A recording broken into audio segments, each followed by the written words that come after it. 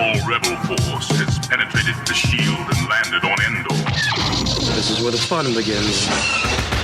A long time ago, in a galaxy far, far away. This is Rebel Force Radio. Your source for the Force. Star Wars news and commentary. With Jason Swank and Jimmy Mack. I've seen Star Wars 500 times. Star Wars #1! This station is now the ultimate power in the universe. I suggest we use it. Now it's time for Rebel Force Radio. We would be honored if you would join us. Boy, you guys picked the right podcast to listen to this week. What a show we got for you here on Rebel Force Radio, your source for the Force, and so much more, bringing you the absolute best in Star Wars news coverage, conversation, interviews, and we got a great interview coming up in this episode. Joining us in the Cantina for the very first time, Omega actress Michelle Ang.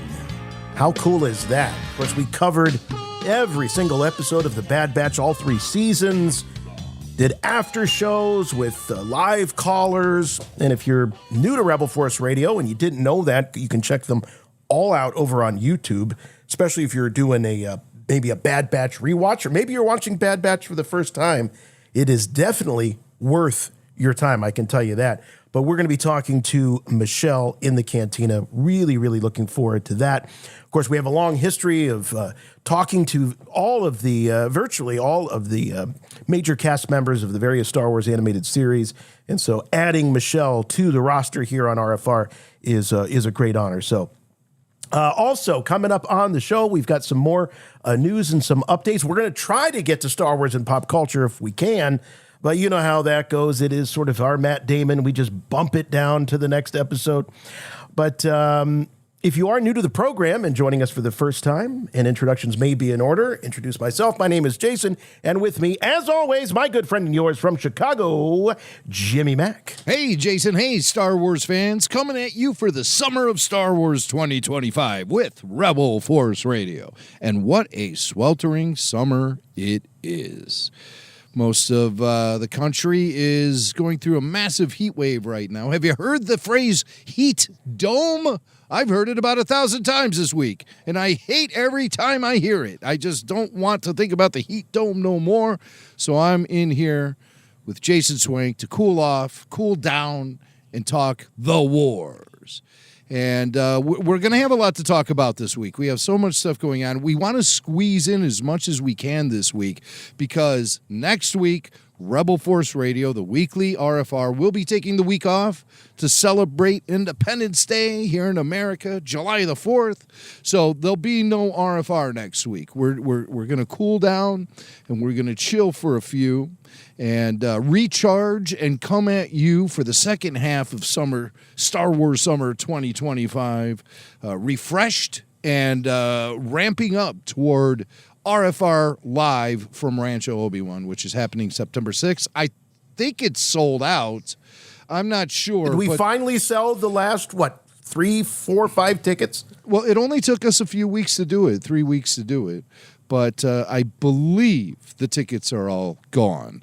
Maybe there's one or two still floating around out there. But if you want to get a ticket now, you better check because I'm pretty sure they're all gone. So, well, there's one left. As I'm talking to you right now, I got a text. This is from Ann Newman, who says, maybe you can read that right there at the bottom there, Jason. It says fundraiser sold out. Yeah, it's kind of there. It is. But boom. She writes boom and gave me even the little bomb emoji. Boom. RFR fundraiser sold out. And that is amazing timing right as I'm talking about it on the show. That's incredible. I got will of the Force. Write her back and say incredible.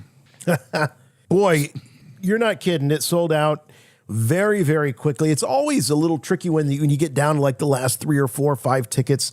You got some fence sitters out there, but they gobbled them up, and we've got a sold-out event September 6th, Rancho Obi-Wan in beautiful Petaluma, California. And, so if you were lucky enough to get tickets, we will see you in just a couple of months at the Guinness Book of World Records largest collection of Star Wars memorabilia. Of course, this is all in support of the effort to consolidate some of the world's largest collections, including the world's largest, Steve Sansweet's, into the Saga Museum. So there might be a day when you don't have to make an appointment, book a tour, where you can actually just, Jim, I think you were the first one to say, just drive up, park, buy a ticket, walk in, and see the exhibit. Yeah. That would be amazing. Yes. And I'm sure there'll be plenty of opportunities to have museum memberships and be invited to other fundraisers for the museum once it becomes a permanent thing. But that's the dream, is to have a publicly accessible facility that people can just walk up to, buy admission, and go on a tour and see the amazing history of Star Wars as told through memorabilia. And, we like going to those conventions and all that to add to our own collections of memorabilia. And Michelle Ng, who we'll be talking to later in the show, I just want you guys to know she is going to be appearing here in the States. She lives in New Zealand, so this is a cool opportunity to meet Michelle Ng. Omega, she'll be at the Rebel Scum Con, which is an all-Star Wars convention happening in Frisco, Texas, August 8th through the 10th. And they will have, in addition to Michelle, over 30 unique celebrity guest signers from all eras of the Star Wars saga. People like Katie Sackhoff, who's going to be doing a live podcast there. Her show, The Sackhoff Show, is going to be at Rebel Scum Con, and people will be able to go and see Katie actually do a live podcast. You'll need a separate ticket to get into this event, but if you're an attendee at Rebel Scum Con, you have the opportunity. Plus, you also have the opportunity to get a Star Wars tattoo or any kind of tattoo at the Ink Fusion Empire Tattoo Pavilion, run by a good friend of us here at RFR, Mark Draven, the guy who gave me my tattoo. There it is. The Wolfpack. The Wolfpack symbol. Right there on Mac's shoulder. Yeah, it's going to be amazing. There's going to be an after party on Friday with live band, karaoke, gaming tables, celebrity meet and greets.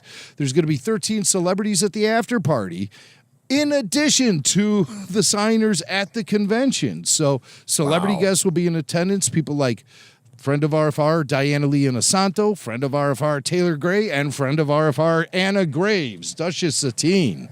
So you'll get Ezra, you'll get Satine, and you get Morgan Elsbeth. Elsbeth and Ezra together. Never happened before. And it's not canon, so don't look it up. You'll need a separate ticket for that one, too. It's going to be happening at a venue just a quick drive away from where the convention is. We have a deal for RFR listeners to save 10%. Do you want to save 10%?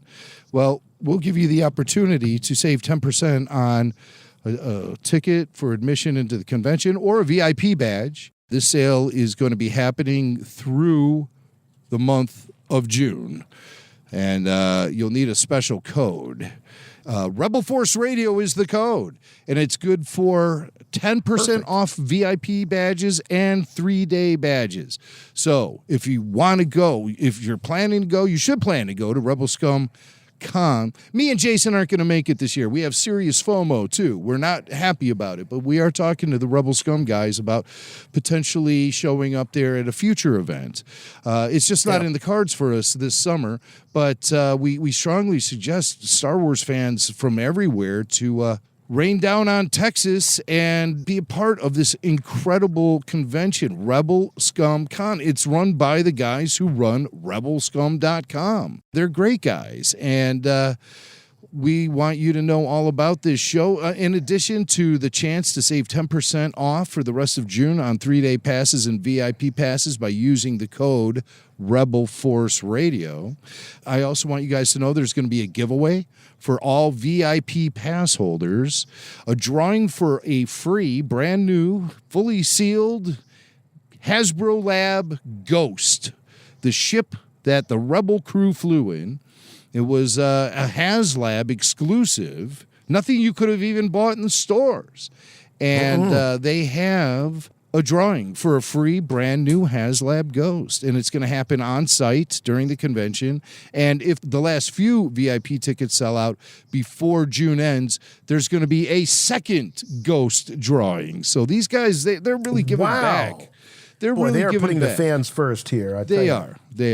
And our friends at Everest Autographs also want you to know there's an official mail-in order option through Everest. And this is a great way to still be able to get signed photos. You could send in personal items for guests to sign, and including the guests that are going to be at the after party. That service will be available through July 21st. And so you want to go to the official website for Rebel Scum Con, and that is rebelscumconventions.com. And you'll find all the information there. Dennis Lawson's going to be there. Wedge Antilles. Wedge is going to be there. Cool. Yeah, Matthew Wood. Yep. Matt's going to be there. General Grievous himself. Yeah. And there's just a lot of superstars that are going to be there. Tate Fletcher, who was Paz Vizsla, physically Paz Vizsla. We all know it was voiced by Jon Favreau, the character, but Tate Fletcher was the man in the Mandalorian armor. ILM legend Lorne Peterson will be there. Tons of people. Andy Seacombe will be there. Watto. Yeah. It is you. Yeah. And like people walk up to him during the whole convention doing their Watto voice. I know this. Femi Taylor, Ula will be there. Howie Weed, the Wampa. ILM legend Howie Weed.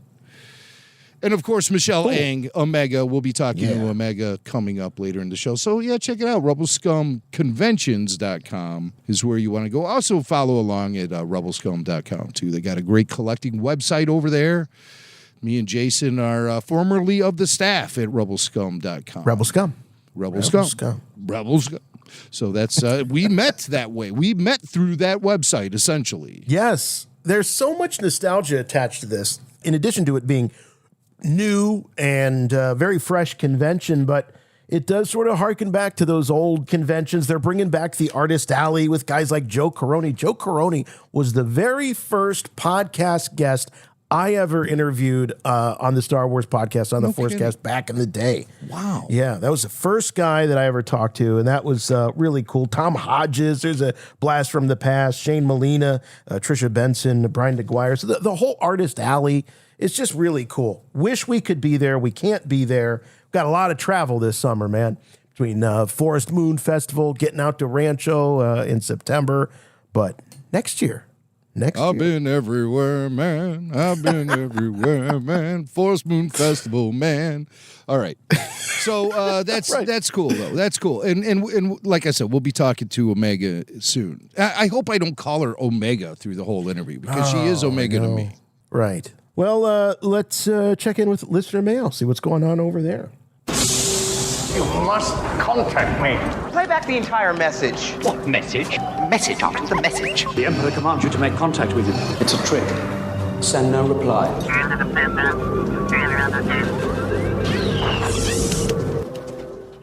Chut. This is Minoc Matt, patron member, all access. And I'm calling with another movie pitch. I did the last one about Finn. This one is the Ewok one. I just finished listening to the podcast with Kyle Newman. And how about an Ewok prequel that explains where they got Leia's dress? Now, we know Ewoks are carnivores, not cannibals. If they were cannibals, they would eat themselves. Just because they eat humans doesn't make them a cannibal. No more than a great white shark would be a cannibal if it ate a person. But so they're carnivores. You have a party that gets there on the forest moon of Endor, not sure where they're at, takes place at night. Ewoks come out. finish them off. Good old Star Wars horror with the Ewoks being the baddies. That's my pitch, my idea. Ooh. Y'all stay strong. May the Force be with you. You know how they, Jim, they did these horror movies. They did one, I think they've done a couple of them now with Winnie the Pooh.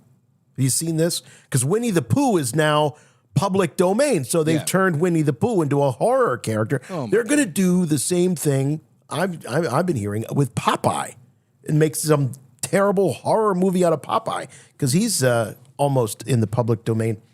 So, hey, why not do it with the Ewoks? They're not going to be in public domain for a long time, but can you imagine? Can you imagine a horror movie? I do like that the caller has sort of set it straight because I find myself sometimes saying that Ewoks are cannibals, but he's absolutely right. They're not cannibals. They're carnivores. They eat human beings.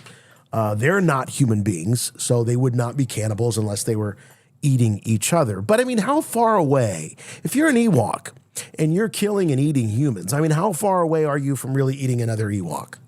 Well, now you know what? I mean, what do the cows talk about when they see us making them into hamburger and steak? I bet they have the same conversations about us. Oh, these guys, they're eating cows? How far away are they from eating each other for dinner? That's what the cows say to each other. And then they get really pissed when we sneak into their pasture and tip them over at night. But all you kids who grew up on farms know what I'm talking about. I got to throw this out because you just triggered a memory. I'll never forget us eating at Skywalker Ranch. Yes. In that cafeteria. And you had already been there before me, and you were like, you knew where to go and everything, and you're like, here's where we're going, here's where we'll eat, and we'll get this. And the burger was incredible, and you led me outside, and we sat on a patio, like an outdoor patio, and across the way, in plain sight, as I'm taking my first bite of this burger, are the cows that that they raise grazing to yes, grazing. That they obviously raised there to make the food. You know, it's a kind of a farm to table system that they got there. Right. But man, that is really an experience to sit there and eat a burger while practically locking eyes with the cows across the way. Those cows are living such a good life there too. If they only knew, they're up on these majestic hills in the sunlight, grazing away endless amounts of grazing to be done. And then one cow looks at another and just says, hey, have you seen my girlfriend Daisy anywhere? I haven't seen her for a few days. Anybody know anything about Daisy? Yeah, they're like, the short guy from Ohio across the way is eating her right now.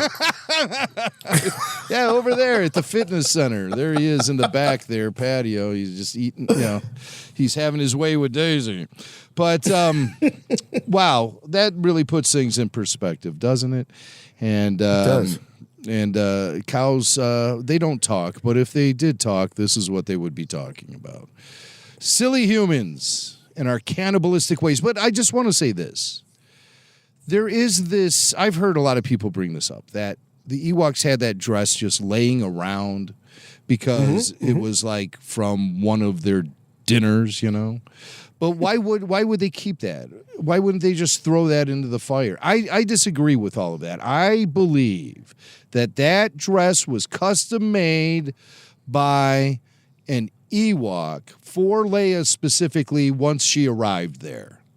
She had been there, and they whipped up that dress for her.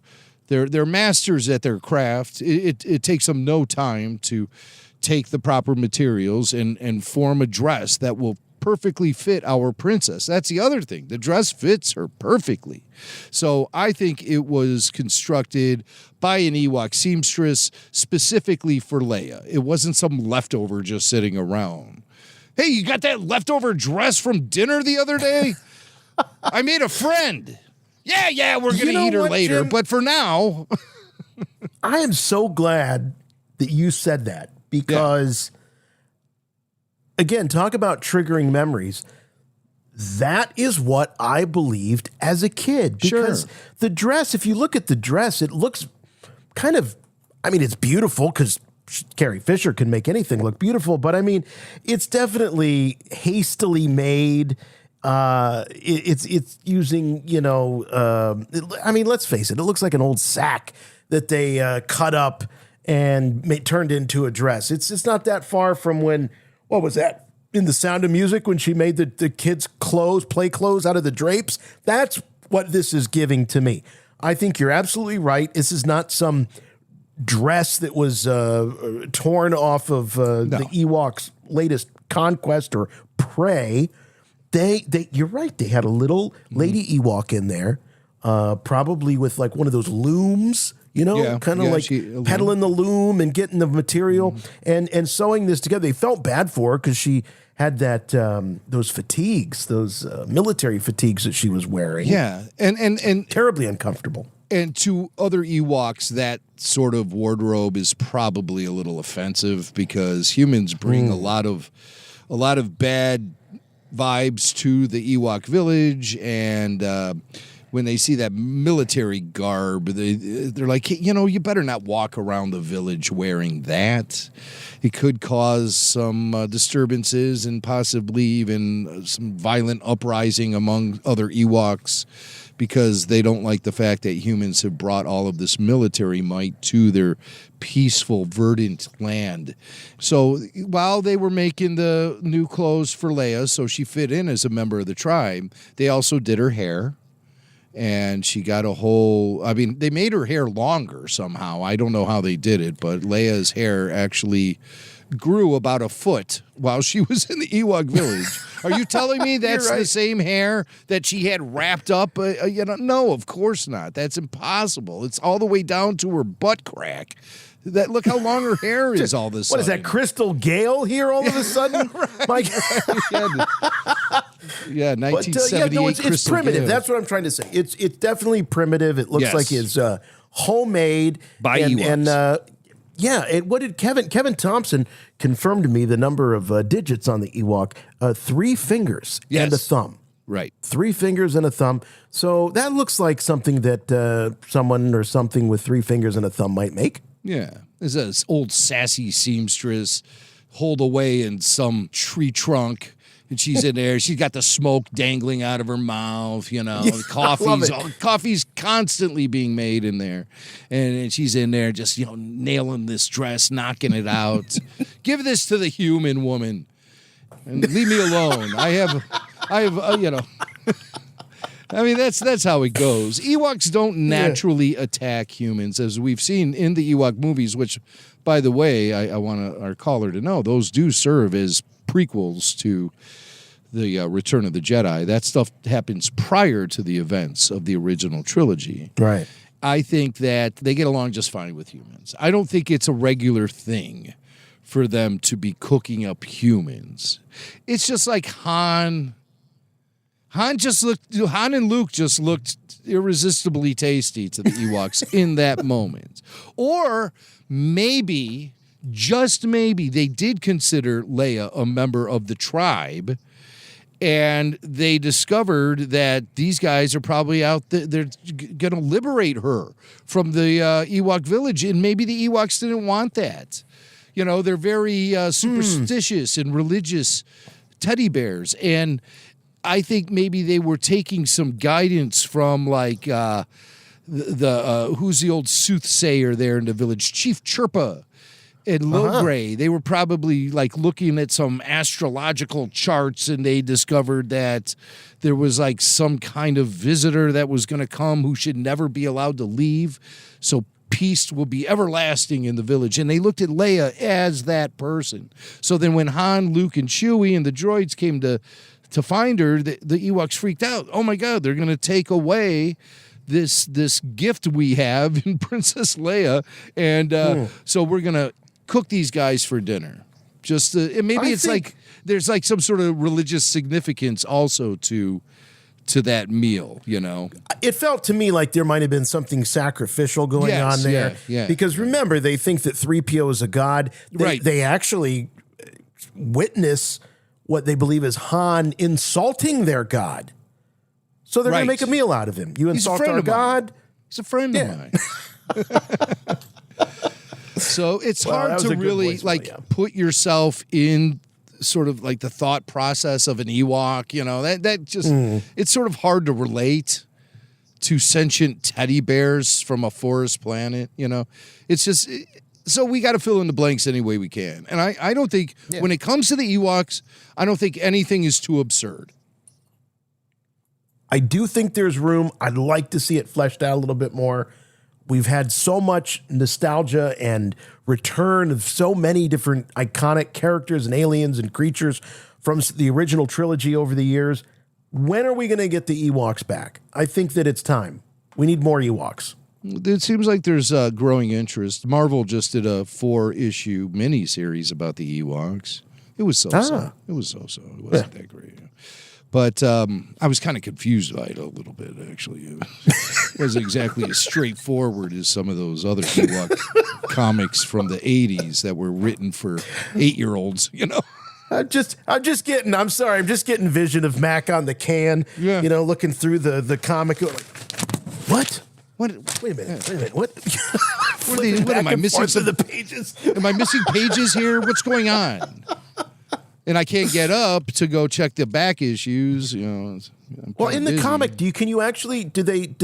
how do they illustrate what the dialogue, the talking with the Ewoks? Is it just like little symbols, or do they actually write? No, they say stuff, and occasionally there is translation. Mm-hmm. Oh, okay, translation. Yeah, occasionally you get translation, not always, but I believe occasionally. I don't know. All right.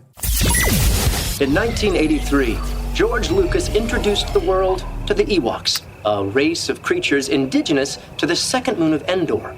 Rebel Force Radio. All right, it's time for headlines. Remember, we got Michelle Ang coming up in the Cantina in just a minute, but let's get to the news. I have good news for you, my lord. That's good news. Come closer, I have good news. Oh. In the words of the Golden God, C-3PO, will this never end? Will this never end? The saga of Daisy Ridley's new Jedi Order film. Jim, it wasn't that long ago that we were covering, I think this was maybe back in January when we were covering news about the Rey film, and it was like, there was a story saying it's been shelved. And then there was another story, a counter story, like right after. No, it hasn't. It's still alive. There's still a heartbeat. Now, fast forward 6-7 months later, we're seeing that a well-known scooper in entertainment journalism, Daniel Richtman, is saying that it's on hold again. Yeah. This is the Charmin Obaid-Chinoy Rey film. They call it New Jedi Order for lack of a better. We don't have a title, obviously, for it, but this was when they trotted Daisy Ridley out onto the stage at Star Wars Celebration and saying, "Hey, here we go. We've got a new Rey film." Yeah, it's had a wacky course of development, and we still don't have a film. We had heard about Damon Lindelof working on a Star Wars script, but I don't think we really understood what it was. And then it all kind of started coming together in 2023 at Star Wars Celebration London when Kathy Kennedy introduced, said this is going to continue the story of Rey. I think they said it's going to happen 10 years after the events of The Rise of Skywalker. And it was to be written by Damon Lindelof and his writing partner. And then they got bounced and they brought in Stephen Wright, and he worked on it for well over a year, and then he moved Stephen Knight, wasn't Stephen it? Knight. I'm sorry. Knight? I'm sorry. I've done that countless numbers of times while talking about this particular story. Stephen Knight. And he's then moved on to his Peaky Blinders franchise. Blinders. Again, this guy, nothing he does sticks with me. So thank God he's not writing the next Star Wars film, because it would go right through me like late night Taco Bell. And then so he got bounced. And then they did announce another writer, George Nolfi. And that was the last news we heard about the development of this film. To be directed by Charmin Obaid-Chinoy, who's never directed a Hollywood film in her life, much less than a multi-bajillion-dollar franchise tentpole film. I mean, I think there's some dues that she needs to pay before she gets placed into that director's chair. And I think her lack of experience may be something that is really proving to be big speed bumps along the way as they try to create this film. Because they're bringing in some top players to work on these scripts, but it's not going anywhere. Why? Where's the holdup? Are these guys all just... The one constant has been, well, there's been two constants, Daisy Ridley and Charmin Obaid-Chinoy. Yes. So you think she could be what's holding this up and yes, the one that is impossible to please with the script? Well, I mean, there's a lot of voices at the table, but I think that is a factor at the very least. It is a factor. Because you have someone in their inexperience, they don't know how to shepherd along a production like this, even in its earliest developmental stages. That, to me, is a red flag, if it is indeed the truth. I am merely speculating and assuming, so I don't want to jump to any conclusions or have people assume what I'm saying is absolute fact, but I think it might be a fact. I mean, because there's no explaining. There's no explaining why they can't get this. They say Rey is the most valuable cinematic asset that Lucasfilm has. They certainly showed no restraint or restrictions in racing to get the sequel trilogy films out. There are these pitfalls in the developmental process that it could be Kathy Kennedy shutting out everything. Not good enough, try again. Not good enough, try again. Or it could be Charmin Obaid-Chinoy saying, well, this isn't what I wanted. I don't know what to do with this. I can't direct this. Oh, well, we must make something that appeals to Charmin because she's the future of the franchise. She never directed a Hollywood film in her life. She directed 2 episodes of Ms. Marvel, and they're like, okay, put her in the big seat. Meanwhile, all these other creatives, like Oscar winner Guillermo del Toro, are told to go home. It doesn't add up. Or really talented and experienced guys like Colin Trevorrow. Go home, Colin. What? I think Colin may have. Yeah, Colin, it just seemed like there were 2 immovable items slamming into each other with Colin Trevorrow. Yeah, because he seems a little shaken by his departure from Star Wars. But I don't understand it. I just don't understand the weirdness around this film and why Charmin Obaid-Chinoy is the answer in the director's chair to tell this specific story. And I've given her the benefit of the doubt time and time again. Yeah. So what this has done by taking this film out of play, it's not canceled, according to Rickman. And again, this is, take this with a grain of salt. This is a guy that has probably about an 80% accuracy rate when it comes to Star Wars Marvel. That seems to be where his proficiency lies. Yeah. But he's saying that the movie's not canceled, just temporarily on hold. But what it does do is it obviously fast tracks the Sean Levy film, which we know. We just talked about it last week. We got Mia Goth in there. We've got Ryan Gosling. And I think that was the thing that really pushed the Levy film to the head of production, is that he had a big top A-list actor that was interested and ready to go and had the time in his schedule. So let's make it happen. Not that Daisy isn't important, but her dance card's not as full as a Ryan Gosling, let's be honest. But here's the one that really sort of throws me, is that now the Mangold film jumps ahead into production. And other than James, which he's obviously a massive creative and an important guy in Hollywood, but other than just the concept about this being the earliest days of the Jedi and the discovery of the Force potentially, we don't know anything about this. This thing isn't not only half-baked, I mean, I feel like they're still just pulling the ingredients off the shelf. Well, I don't know, because I think this is something that has been in development under other creatives at Lucasfilm for like the better part of the last decade. I brought up Guillermo del Toro. No, it wasn't Guillermo. It was the Game of Thrones guys. The Game of Thrones guys. They were working on it. Yeah, and the thought was KOTOR is definitely something thousands of years prior to the original trilogy.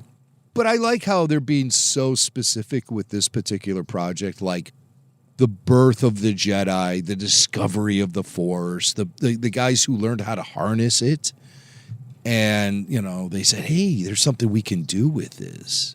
It's like if all of a sudden somebody on planet Earth discovered like that, we could tap into radio waves somehow, or microwaves, or radar waves, something like that, and start it gives us powers that we can manipulate things and make things float if we just know how to tap into it. It's something that's been around us since the beginning of history, but it's the guys who discover it and say, oh, there's something we can do with this. Maybe they are using the Force to do something like, heat up leftovers in a galaxy far, far away. It's just like this mundane kind of element that has been harnessed and is being used for lesser than its potential. They just know of it. It's always been there. It's like this element that they know how to use for one thing without realizing that it can open up possibilities of existence beyond your imagination. And they're using it to heat up leftovers. All right, so we're talking about Jedi Flintstones, maybe. That's what it could be when it comes to the James Mangold film. At the end of the day, I think what we've got here is that the cream is rising to the top, and by cream I mean the projects that seem furthest along, that are the most ready to go, and that is obviously Mando Grogu. We got a follow-up here that's talking about maybe future Mando Grogu films on the horizon. The Sean Levy, which is advanced to the point where they're casting. They're going to go in front of cameras in the fall, in September maybe.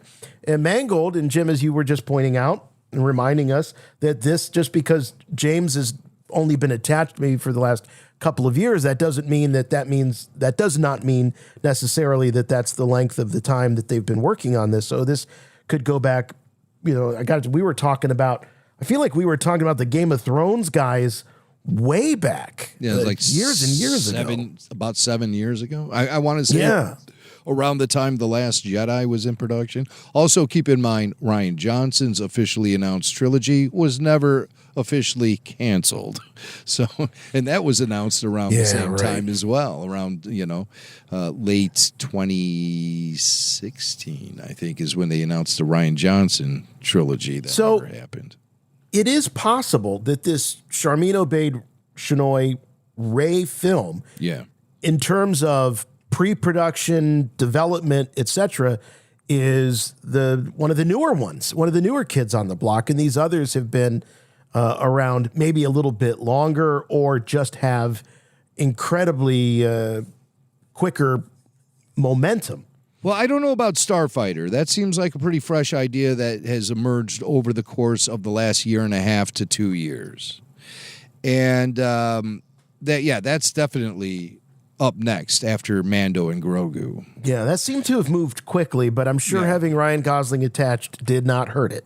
But tell me what you know about Mando and Grogu potential sequels. Oh, you just put up on the screen The Mandalorian and Grogu, episodes 1, 2, and 3. So it's already been mapped out, apparently.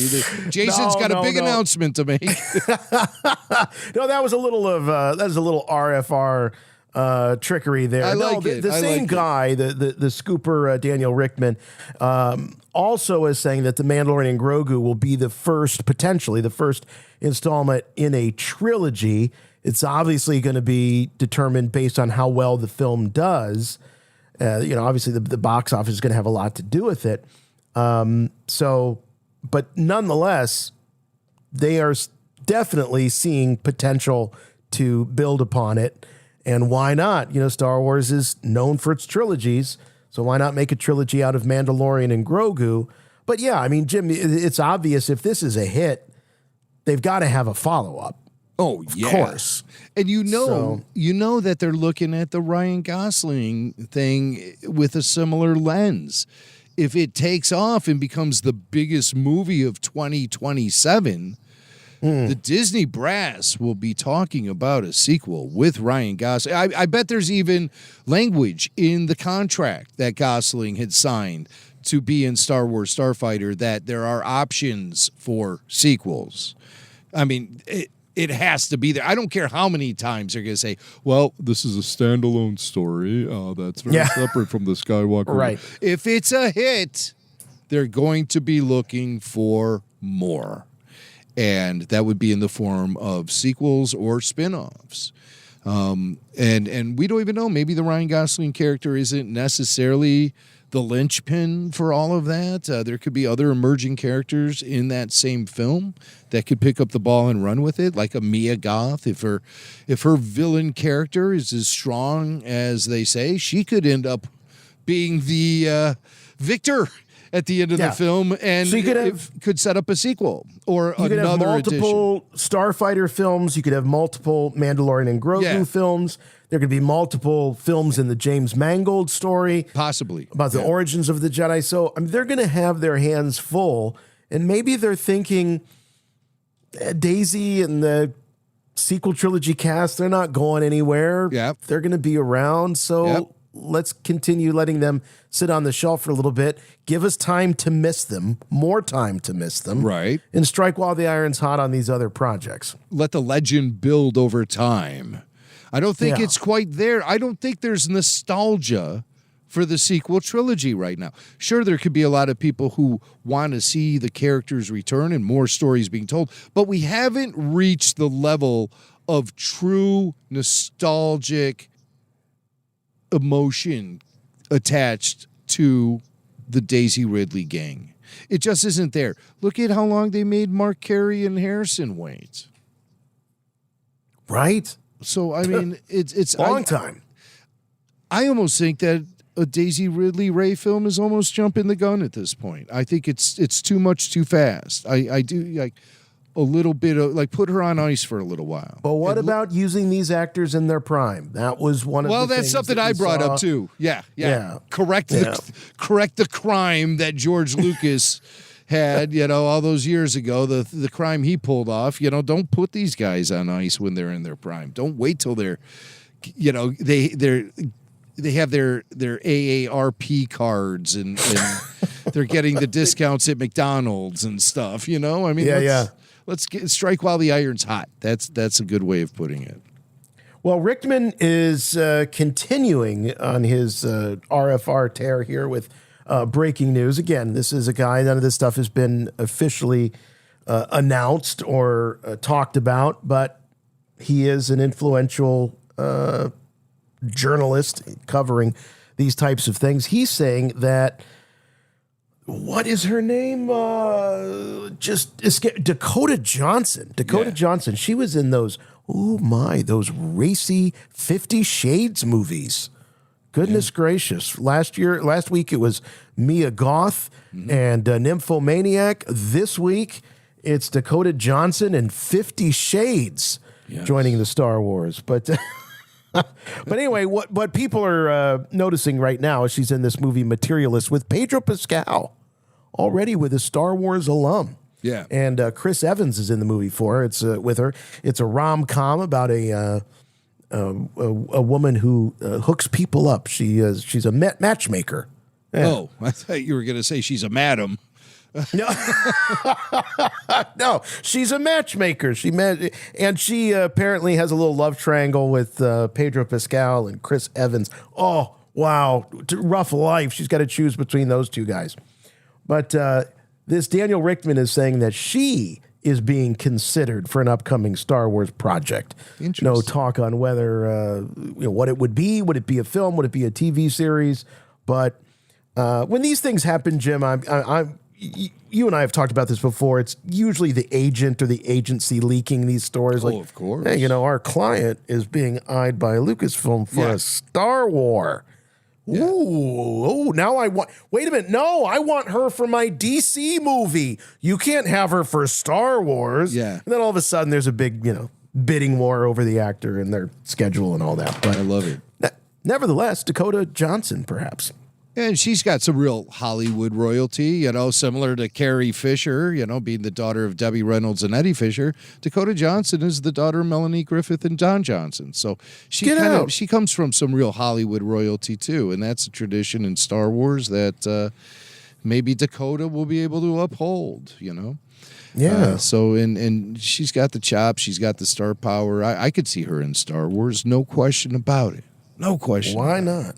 Why not? So that's for Starfighter, huh? She's being eyed for a role in that one? Or is it the James Mangold? No, it's just an upcoming Star Wars project. Maybe it's the James Mangold. Ooh. Maybe it's Starfighter. It's going to be the Wilma Flintstone of the Force. One of the two. Or maybe it's Ahsoka season 2. I don't know. They've already shot that. Or it's in front of cameras right now. Ahsoka season 2. Yes. So yes. It's possible that she was added to that show. However, unlikely. I think Dakota spends more of her time shooting feature films, right? She doesn't do much in terms of streaming or television. The 50 Shades, that was a trilogy. Yeah. Jim, you looked a little perplexed at that. You're not a 50 Shades fan? I never saw it. No, I just never saw it. I never saw it. No, I never watched 50 You ever Shades. see Wendy reading those novels there? No. If she does, she does it privately.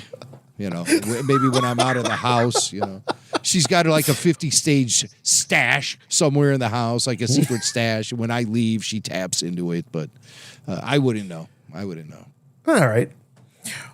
Hey, I don't know if you saw this, but Diego Luna, the multi-talented, ever-charming Diego Luna, has been guest hosting for Jimmy Kimmel Live, and he had as his special guest on one of the episodes, Adria Arjona, Bix actress from ANDOR.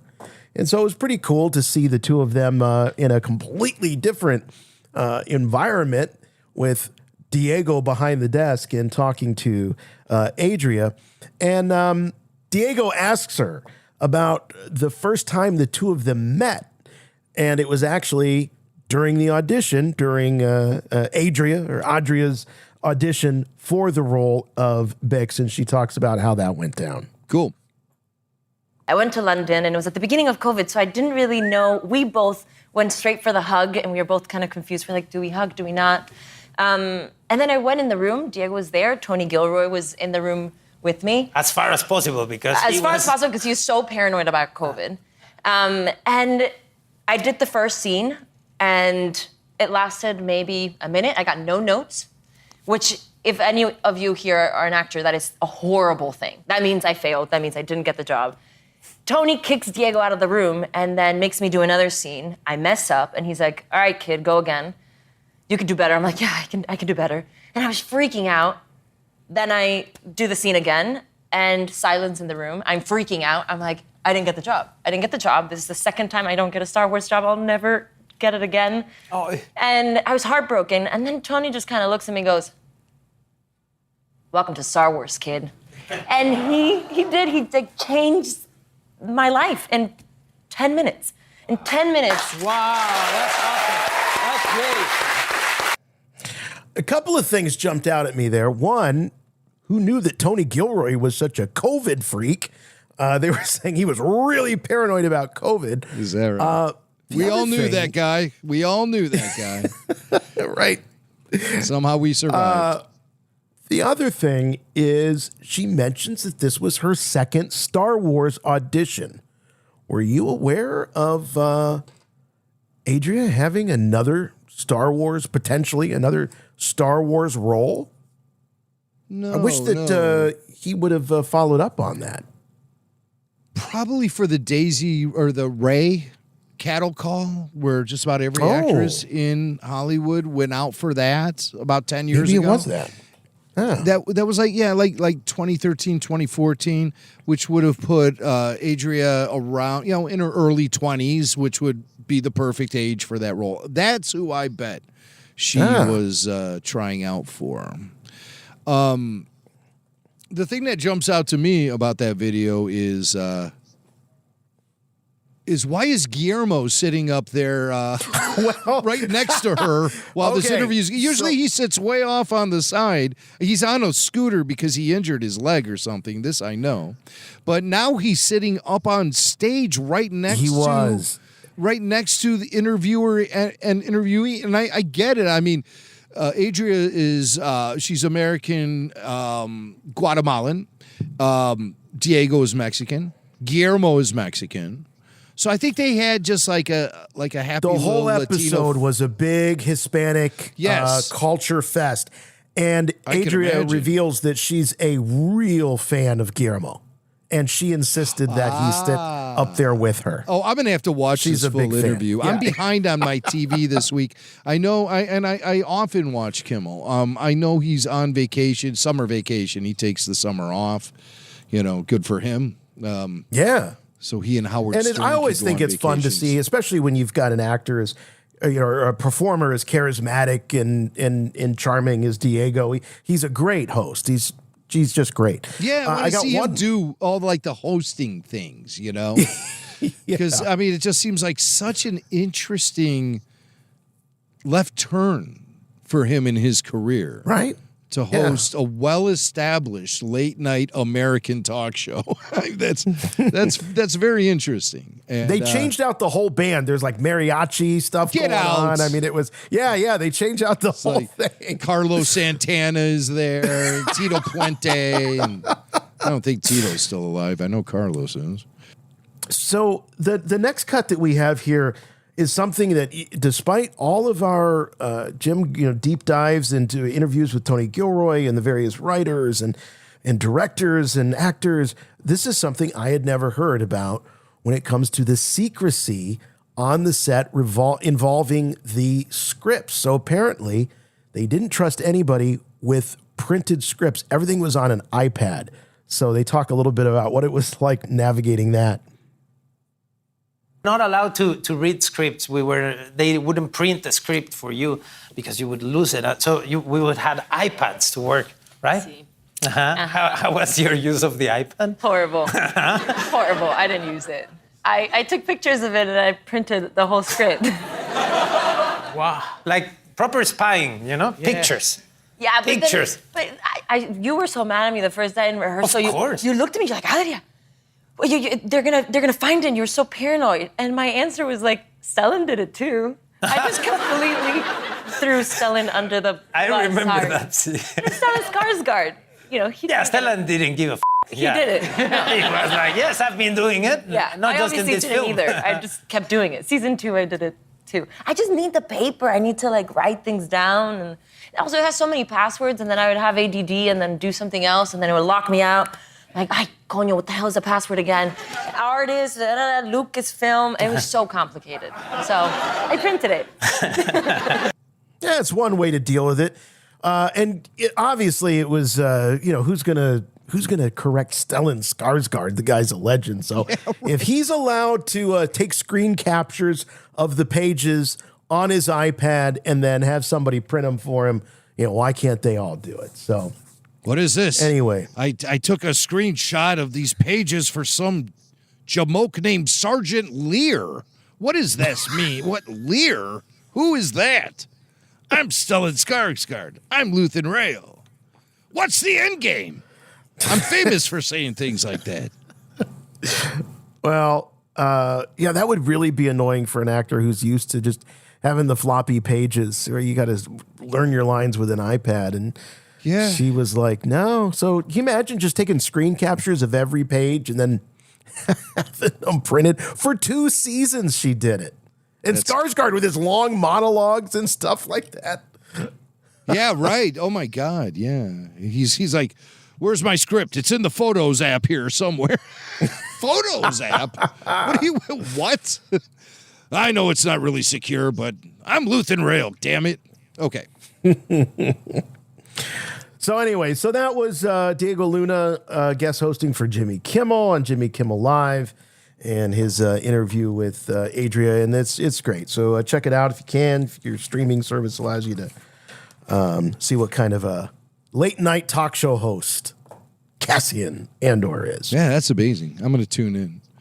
I'm definitely going to tune in. Smear campaign is an opening move, not an end game. I need the end game. Rebel Force Radio. All right, we've been carrying this one for a while, right? Yeah, this ILM season 2. The busyness of April, May, and June when it comes to Star Wars. They released ILM Light and Magic season 2 the very same weekend that Star Wars Celebration was happening, and the weekend just prior to Revenge of the Sith returning to theaters, and the weekend just prior to Andor Season 2 kicking off, 3 episodes a week. And then the Forest Moon Festival and other jocularity kept us very busy. So now we're finally getting to ILM Light and Magic Season 2. Our listeners knew before anyone that Light and Magic Season 2 was going to be happening, because we talked to our friend Sean House, who is the guy who is in charge of the former Kerner Optical Building, 3210 Studios, which was, of course, the former Bay Area home of ILM. During the original trilogy, all the effects for Empire and Jedi were created there. During the prequel trilogy, all of the effects for all 3 films were created there, along with Indiana Jones, Star Wars, and every movie you could think of from the 80s and 90s, for sure, had special effects created at the facility at Kerner. The Kerner building Kerner Optical is what ILM insiders called it, just to throw fans off the scent so they wouldn't instantly recognize that as being Industrial Light and Magic. But that was the home for ILM for many years, and now the building, I think, has largely been gutted. I think a lot of it has been torn down. I was lucky enough to visit it. I got to go up on the roof where they blew up Jabba's sail barge, hang out in the courtyard or driveway, I should say, between garages where that plane crash from one of those Indiana Jones films happened. Remember, and as the plane is going by, there's the pilot's in there, and he's like looking around like, what the hell? That's right. Yeah. All of these incredible shots. I stood on the stage where the speeder bikes were filmed, where Mark and Carrie were up there riding speeder bikes. It was just an incredible place to be in the model room. All of these places were exactly the same way they were when ILM was there working on the Star Wars films. And so I called it the Industrial Light and Magic Time Machine, because it was a real step back in time, and now it's gone. Never to come back again. It's so sad. Yeah. So sad. Sean was trying to save the building for posterity and history, and it wasn't in the cards, but man, it all what a happened loss. so fast. It happened so fast. So, but in the meantime, there were a lot of interviews shot there before they closed the doors. They talked to all sort of ILM legends. And Season 2, unlike Season 1, which was directed by Lawrence Kasdan, Season 2 was put in the very capable hands of Joe Johnston, who we know his history with Star Wars is immense.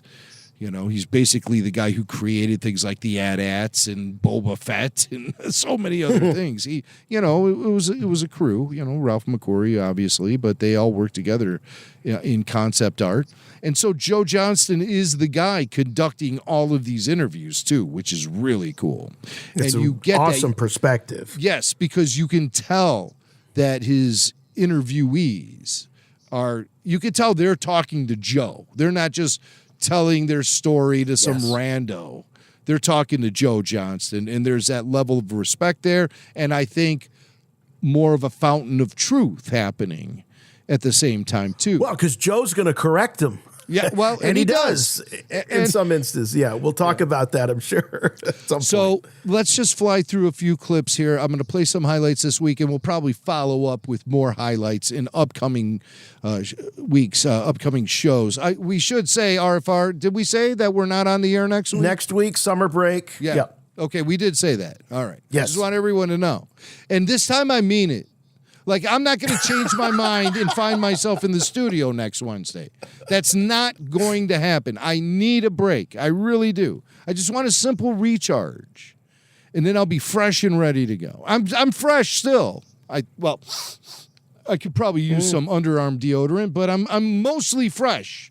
And I'll be super fresh by the time we get back in a couple weeks. But no RFR next week. So ILM Light and Magic Season 2. Here's Rob Coleman. And for the longest time, I was convinced it was Jurassic Park. Jurassic Park was the film that really told George Lucas ILM is ready to go when it comes to creating the characters that George had envisioned for the prequel trilogy. I always thought it was Jurassic Park. But we find out in this clip from Rob Coleman, it wasn't. It was a film that was eventually released 3 years after Jurassic Park.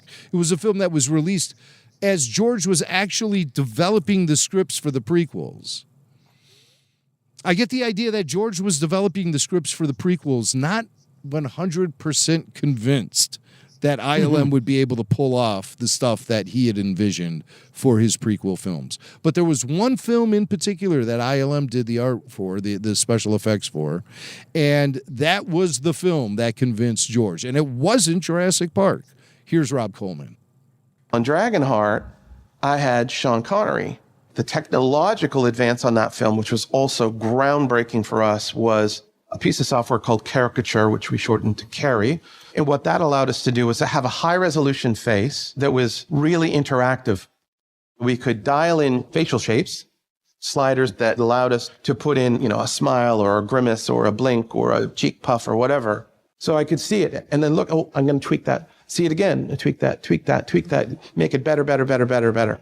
So that was a huge leap for us. And with a character like Sean Connery, you've also got the legacy of all the films that they've done before. In Dr. No, there's a famous sequence in there. He's been told that there's this dragon. And he says, there's no such thing as dragons. There are no such things as dragons. So we just took that line and we animated that as our proof of concept for Draco. Because I got Connery talking about dragons. I found out later on that George was watching from his house in San Anselmo. They were showing him, of course, what ILM was doing. And when he saw Dragonheart, he then said to Jim Morris, ILM's ready to do the Phantom Menace. They've now shown me they can do digital characters. We're ready to go. Wow. So, Dragonheart, which I got to tell you, I've never seen that movie. I've seen clips from it, but never seen the movie in its entirety.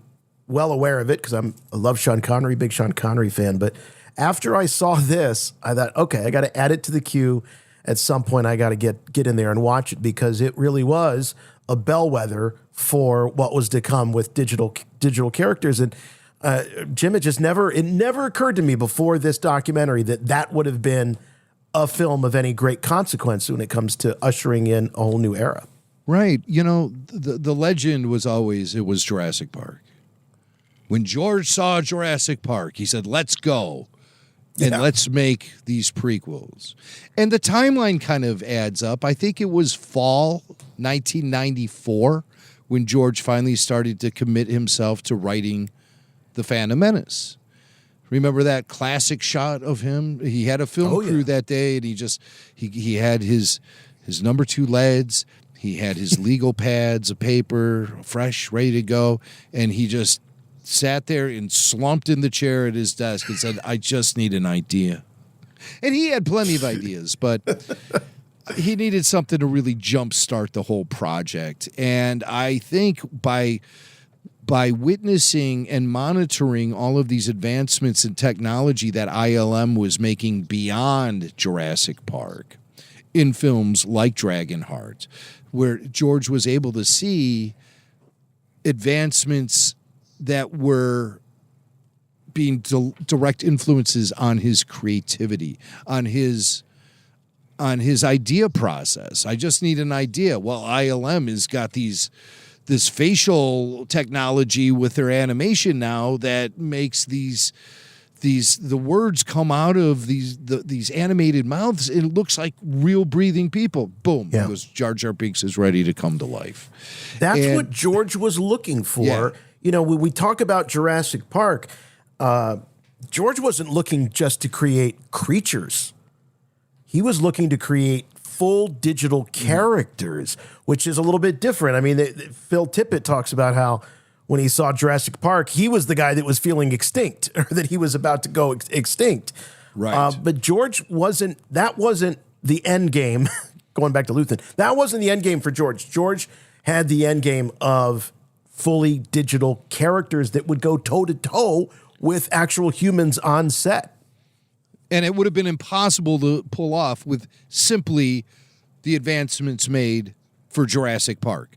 They needed that full facial, that software that gave them the ability to capture all the subtleties of human facial expression and really make these animations come to life and seem real.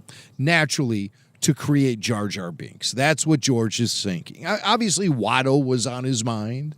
A Boss Nass might have been floating around up there somewhere, but it was Jar Jar Binks that George Lucas really wanted to use as the character that pushes all of this technology forward.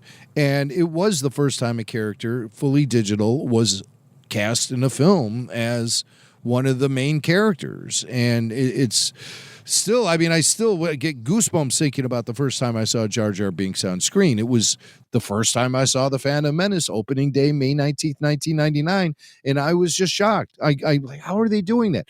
This stuff may be taken for granted by younger viewers of today, but back then it was a big flipping deal.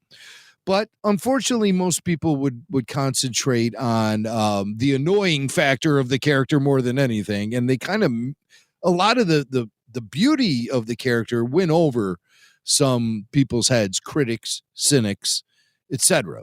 But Jar Jar Binks was going to be that first digital creature, but first digital character to really hold his own. But at first it was like he was going to be some sort of weird, like amalgam hybrid of live action and digital, only the head was going to be digital. And so that created a situation at ILM where some people there, especially, you know, guys like John Knoll, who really were the guys pushing this project forward and trying to do everything on the cheap. Over-the-counter software, computer animation software at that time was actually being used on The Phantom Menace just to keep prices down, costs down. And John Knoll was the guy who was really pushing that, you know, and saying, hey, no, this is okay to use this off-the-shelf software to do the little things we need to do. We shouldn't be wasting time and money doing these little things that over-the-counter, publicly available software can do just fine. Right. You don't have to develop every solution as bespoke or proprietary just for them. And it was the cobbling together of all of these different engines, these, like you say, off-the-shelf animation engines to end up creating it. Now, it obviously took geniuses to string them all together and make them work into one. But yeah, it was definitely, it was truly, Jim, the digital equivalent of what Mark Hamill called the Scotch tape and popsicle sticks and bubble gum that they were using in the making of the original trilogy. They were just doing it with little bits of code and software instead of doing it with model parts. But the idea was exactly the same, cobbling it all together. It is kind of funny how, like, there are certain elements of the original trilogy that kind of repeated itself during the making of the prequel trilogy, maybe, you know, on different terms and everything, but still you could see there's parallels in the development of the technology used for both films. Now, Jar Jar, like I said, he was supposed to be a hybrid. Live action from the shoulders down, animated from the shoulders up. So the head would have been fully digital. And they spent $100,000 building this suit for Ahmet Best to wear in the desert, this rubber suit that they actually never ended up using. But this caused a little bit of debate amongst the ILM veterans. And so in this clip, we'll be hearing from Rob Coleman, John Knoll, Rick McCallum, and a very skeptical Dennis Murin about how they finally came to the decision to make Jar Jar Binks a fully animated digital character as opposed to just being digital from the shoulders up. So the initial plan is that Ahmed's wearing a full costume and he's wearing a little Jar Jar hat. But along the neck, you can see some little green LEDs because he was only going to be computer graphics from the neck up. He was only going to have a CG neck, head, and ears. The rest of it was going to be Ahmed. I was sort of opposed to that idea for a couple of reasons. If you were going to do just a head replace, you had to match the camera, you had to match the figure, you had to do an exact lighting match. So it looked to me like it was just going to be more work to do the partial than it was to do the complete. The thing that we freaked out about when John suggested doing a full CG is, we could see, oh my God, this is going to cost $2, $3, $4 million more. So I challenged ILM and I challenged John to say, okay, can you prove that it'll be the same cost? And John quickly did a test. And we had an animator animate a full CG version of it with no compromises. And the side-by-side is what we showed to George and made our case about why this is going to be really hard to pull off just to do the neck and head. The test somehow came out to be more expensive if you replaced the head and neck than if you did an all CG one. I was always very skeptical of that. The rumor I heard later was that was not true. They actually gave the match move of the head to an animator who was not very fast, and they gave the full animation version to an animator that was super fast.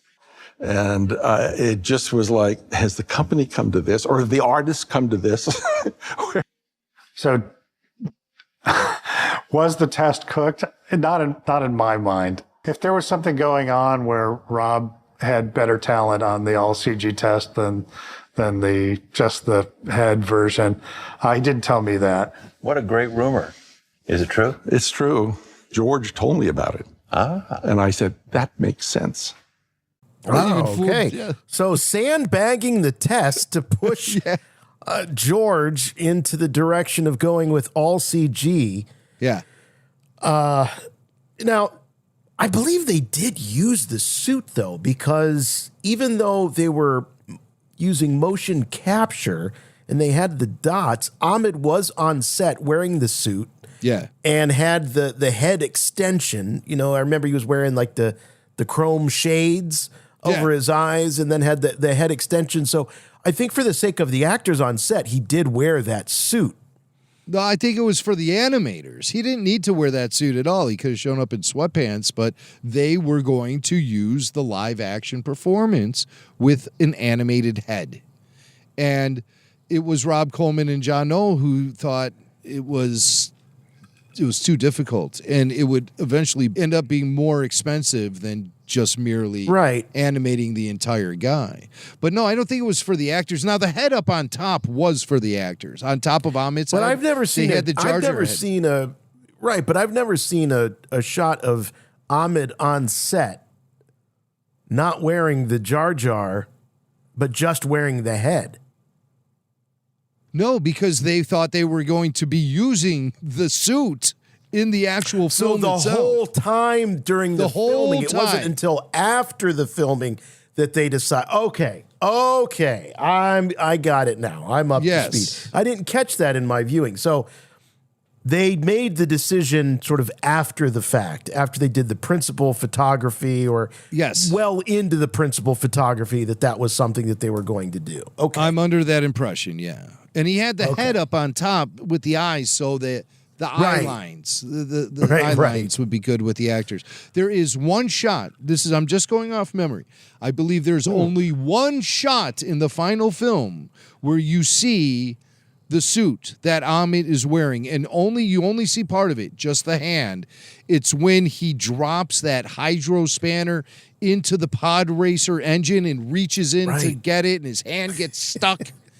I think at that minute so they show him. My hand is. All right, so he reaches in there. There's a close up of him reaching in there to get that hydro spanner or wrench or whatever. That shot is actually the physical suit, and I think that's the only shot of the physical suit we see in The Phantom Menace. Wow, George was trying to get every nickel out of that suit. I think there's a clip. Isn't there a clip in the ILM doc of him kind of bitching about the fact that they paid for it? Yeah, he goes, "Oh wow, we didn't have to spend $100,000 on that suit. $100,000 on the Jar Jar Binks."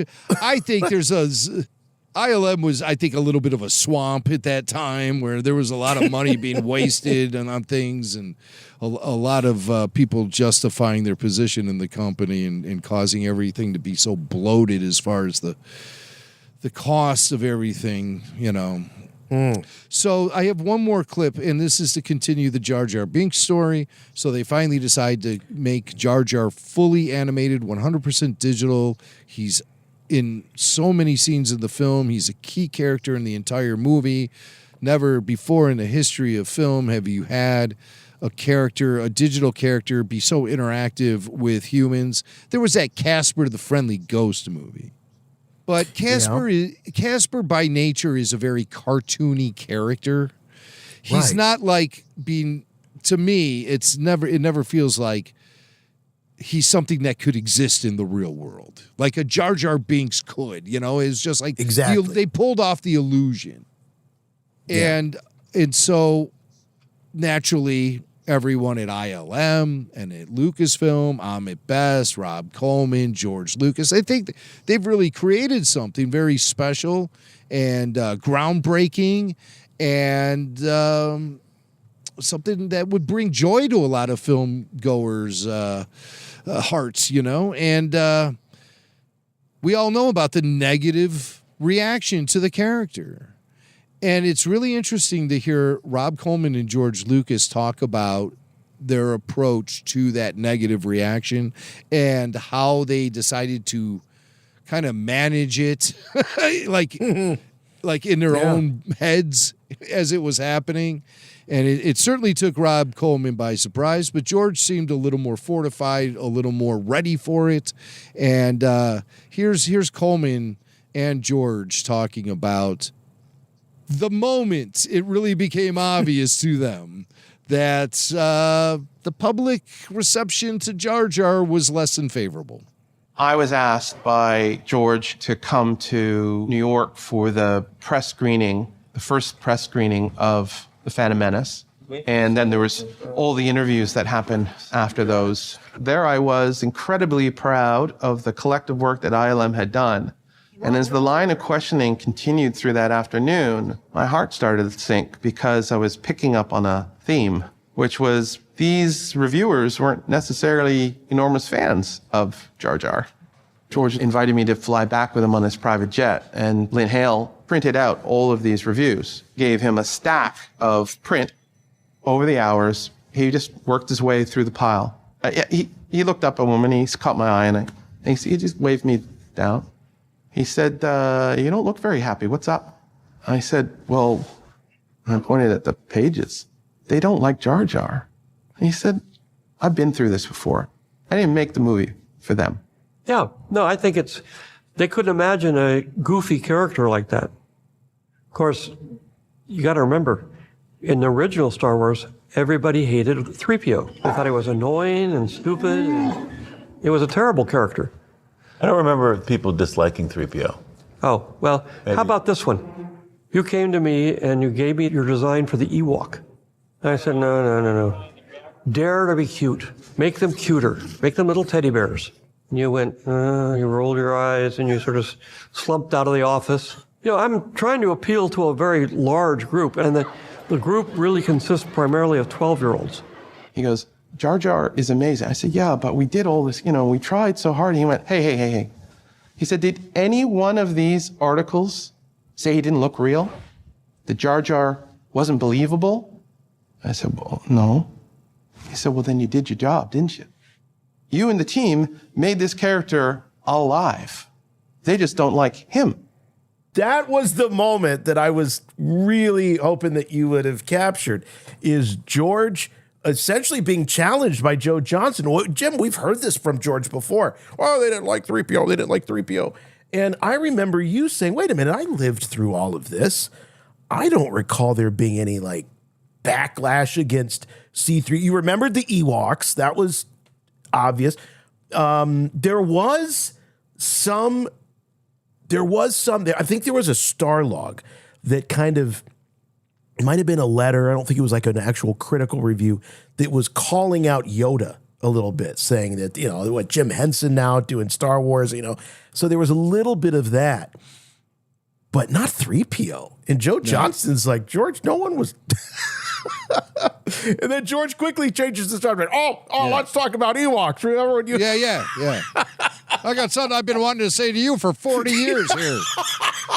It seems like George is relishing that opportunity, actually. Yes. Okay. Oh. How about this? That's what he's like. He's being like very, abrasive to Joe Johnston. He is. But George is full of crap when he talks about 3PO in those terms. 3PO and R2 were massively popular right outside the gate. And no. I mean, we all understood why 3PO was annoying. I mean, it was almost like his character was sort of a refreshing breath of fresh air when the what is hitting the fan, and nobody's worried about it except for the droid. He's the only one freaking out. He's representing us in so many ways. With all the crazy crap going on in the Star Wars adventures, he's like an avatar for the audience in several ways.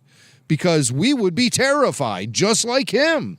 We would be crapping our pants, just like he would if he... maybe nuts and bolts are in there or something. I don't know how a droid does that, but he reminds us what the stakes are a lot, what the stakes are in the moment. And there's a coolness factor to 3PO as well with the gold plating. And I mean, he still is just a badass design. And everyone I knew couldn't get enough of 3PO and R2. They were the Laurel and Hardy of Star Wars. And we loved it. George is wrong there. He is wrong. And I've heard, in the following years, I've heard some, not so politically correct things said about C-3PO, etc. But none of that actually sticks ever. It doesn't. To me, the character is above all of that. He's the modern equivalent of the Tin Man from The Wizard of Oz, and just as beloved. Absolutely. I don't see that. I don't see that. But George then shifts the topic swiftly over to the Ewoks, and he's absolutely correct in making that connection between the Ewoks and Jar Jar. The fan reaction to the Ewoks was less than favorable. Dare to be cute. And the Ewoks have survived that. I mean, geez, we were just talking earlier in the show about our desire to see more Ewok movies. What the hell is the matter with us? See, this is what happens when Kyle gets too much time on the show. It's like now all of a sudden we're pining for Ewok continuation of the Ewok story. What's the matter with us? But dare to be cute. And, George, I think he did something kind of correct by saying that, Yeah. Because it makes the Ewoks very different from a lot of other things you see in Star Wars or other sci-fi. I'm going to say, too, I really hate the cynical take when it comes to the Ewoks. It was all about merch. I know that that's popular and people say that. I honestly don't think that George is wired that way. I don't think George was designing things for merch. I really don't. I'm not saying that would be a bad idea. It's a great idea for a business and a businessman. I just don't think that was in George's head, designing for merch. I think that he really was designing for his audience, not necessarily designing for merch. Well, according to Spaceballs, that's exactly what George Lucas was doing. Yogurt said it himself. Merchandising, where the real money from the movie is made. And it's just announced in the last week or so that Spaceballs 2 is coming. Rick Moranis coming out of retirement. Wow, I can't believe you're telling me that 2 Ghostbusters sequels did not bring Rick out of retirement, but Spaceballs did. And Mel Brooks did. That's amazing. Wait till we see Baby Yogurt You know that's yogurt. coming, baby Yeah, yogurt. of course. And so that's going to be happening. I mean, I don't know what to think about Spaceballs 2. Mel Brooks is 98 years old. Good Lord. And he's directing it. I think Mel will probably end up overdosing on the Force at the end of the movie and just kind of disappearing. I really do. Man, him and Clint Eastwood still going strong at nearly 100 years old, making movies. Yeah. I have not. I got to bring. In fact, we should talk about doing something on the show with Spaceballs because I haven't watched it in a long time. I'm hearing from people saying it doesn't hold up. Some people say it does hold up. But maybe that's a summer project, Jim, you and I, we can do. Maybe we'll do some sort of not a bad rewatch of Spaceballs. Why not? Yeah. I saw it twice in the theaters when it came out originally. Twice. Did you really? So, yeah, I must have Did you really? It. I used to go to movies all the time. I mean, all the time. I would see so many movies multiple times. But now with the way that the theater system works, it's not like that anymore, I mean, right. Like a lot of things, middle class America is getting outpriced, and the things that we used to do traditionally, we have to really scrimp and save to do now. And I feel really weird about that because just going to the theater was a thing that anyone could do. A kid, just with pocket change could do to go see a movie. And now they've made it so hard. And with the prices and the concession ripoffs, I mean, it's terrible. I just hate it. And they wonder why the industry is struggling so much. My daughter and her boyfriend, they just went to a movie a few nights ago. And the only reason they went was because they had gift cards. Mm-hmm. And they went and they saw a movie that they would not have, if they had to pay their own money, they wouldn't have seen. They wouldn't have picked out. But they had gift cards. Why not? What's there to lose?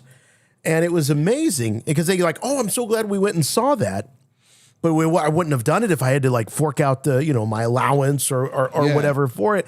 And you're right. It's such a shame because that just led to kids seeing things on a lark, on a whim. Oh, I'm going to the movie. I've got $2 in my pocket. I'm going to buy the matinee ticket. And you got that, serendipity. You saw something that you would, because it wasn't that big of an investment. Now it's like going to see a damn Broadway show. You save up, you get, it's a whole production to see something, and you've thought about it for months and months in advance. There's no spontaneity with seeing movies these days at all. Yeah. I mean, gosh, I remember back in the day, it's like my uncle's just like, hey, you want to go see this movie, new Kevin Costner thing? I'm like, sure, let's go. I got nothing to do. Turned out to be Dances with Wolves, one of the greatest movies I've ever seen. Nowadays, would I have gone to see it? I don't know. You would call it you want to go see the new Tom Cruise movie? It didn't matter what the name of it was. Yeah. Didn't matter if it was Cocktail or Days of Thunder or whatever. You went to see the new Tom Cruise or you went to see the new Kevin Costner. And everyone else did. So different. Everyone else did too. And films would be in the theaters for a long time. They'd have legs. But hey, come on, what do we get to sit here? Look back at the past. I hate doing that. I really do. I'm when it comes to things like this, I always just say to myself, well, I'm glad I was there to be able to experience it. And there are so many big bonuses to being an entertainment consumer in the year 2025, things that we could have never even dreamt possible back in the day. That's true. So, you get a lot of the good. You miss the old days and stuff. And sure, I complain how the price of movie tickets is slipping away from the regular guy.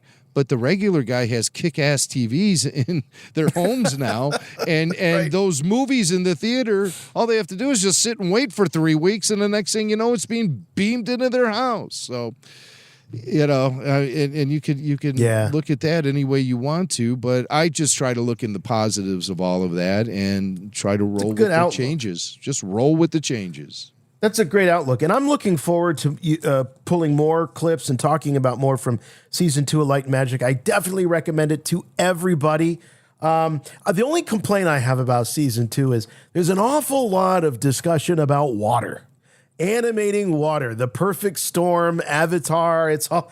it does veer off into the Pirates of the Caribbean. Yeah. It veers off a little bit, but man, oh man, if you are in the least bit interested in this stuff, and like you were saying, Jim, about having Joe Johnston there, the conversation is so real, and it's so honest. It's one of the most honest pieces I think that they've ever put together about Star Wars. They don't veer away from controversy, as noted in the clip with Rob and George.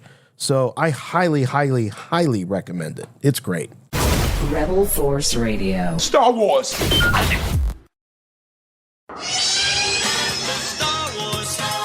Wars Cantina. Where are you going, Master? For a drink. Sorry about the mess. You will never find a more wretched hive of scum and villainy. We must be cautious.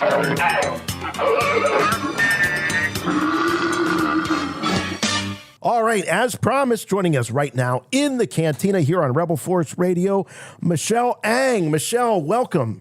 Hey, guys. Hey, Jason, Jimmy, thank you so much for inviting me to come and have a chat. Oh, my God. Absolutely our pleasure. Our pleasure. We have a long history on this podcast of talking to the greats when it comes to Star Wars animation. We've talked to, of course, the James Arnold Taylors and the Matt Lanters and the Sam Witwers and someone you know quite well, D. Bradley Baker. But we have not had a chance to talk to you. And so this is really special for us because, boy, oh boy, did we go through every episode of The Bad Batch together with our listeners. We did after shows and call-in shows after each and every episode. So we really feel like we know you, obviously, through your role as Omega. So it's really, really cool to have you here. Thank you guys so much because, I'm really new to both, obviously, the Star Wars fandom and also this particular craft of voice acting. And, I mean, even just listening to you list off the greats that you've had on your show gives me shivers because how lucky am I that I've, got a co-star who is the D. Bradley Baker, and then all the names that you've rattled off, I've had an opportunity or an encounter to chat with them or work with them in some way. So yeah, I feel so lucky and also like a total imposter. Well, I'll tell you what, we're the ones who are lucky because Jason just put up a picture of the Bad Batch crew along with Omega, and I was looking at Omega while you were talking, and your voice alone is 1,000% Omega. It's amazing. You really didn't put on much of a different kind of voice when you were performing the character, did you? No, not really. It's just an age. It's just an aging down for her, and I guess emotional reactivity is not me. But in terms of actual voice quality, no, because when I auditioned for this role, I was totally blind. I had no character description. I didn't know who she was, what she looked like, or anything. So they were really encouraging all the voice acting auditionees to sort of put forward their most authentic, grounded, honestly emotional offer. And I come from the land of live action. So for me, I just kind of read the audition sides and found the emotional truth and put my offer in like that. Wow. And do you struggle at all with as you say, aging down? Is that something that you have to really wrap your head around, or does it just come natural? Does the inner child in you naturally arise to the surface when you perform? Listen, that's such a good question. I think it's credit to the writing. The voice of Omega on the page is already, mindful of the fact that she's not a full-grown adult. And that's why I like acting, because it's an exercise in imagination and empathy and projection into a body or an age that isn't you. I have a lot of fun. I didn't find it hard, but I had to be mindful, especially because, Omega sometimes is the most mature out of the full batch. Boy, that's true. There were moments, moments and scenes where, she's dropping these wisdom pearls, and then we're like, oh, wait, she's being so wise, but she's being wise like a kid wise. There were, little opportunities like that I was like, oh, yep, hang on. We are talking through the lens of child here. Yeah, well, there's something to be said for the honesty of children, right? Children don't tend to hold back. And in Omega's case, she's around these grizzled, hardened warriors, and the last thing they want to do is scare this child. So oftentimes they're sort of talking around her, and she just sort of cuts through with a truth bomb. And I think she comes across as very mature because she's able to, in some ways, handle the truth of their situation more than they can. Yeah, it's so funny. I was listening to like a self-psychology podcast yesterday, and they mentioned the same thing. Like as adults or as experience sort of like adds to our life, we start to censor ourselves, or we have biases, or we actually start to lose that truth, the honest truth perspective, and we sometimes hold back what we want to say for fear of offending. But you're right, like Omega is still in this beautiful nascent stage of innocence, at least definitely when we first meet her.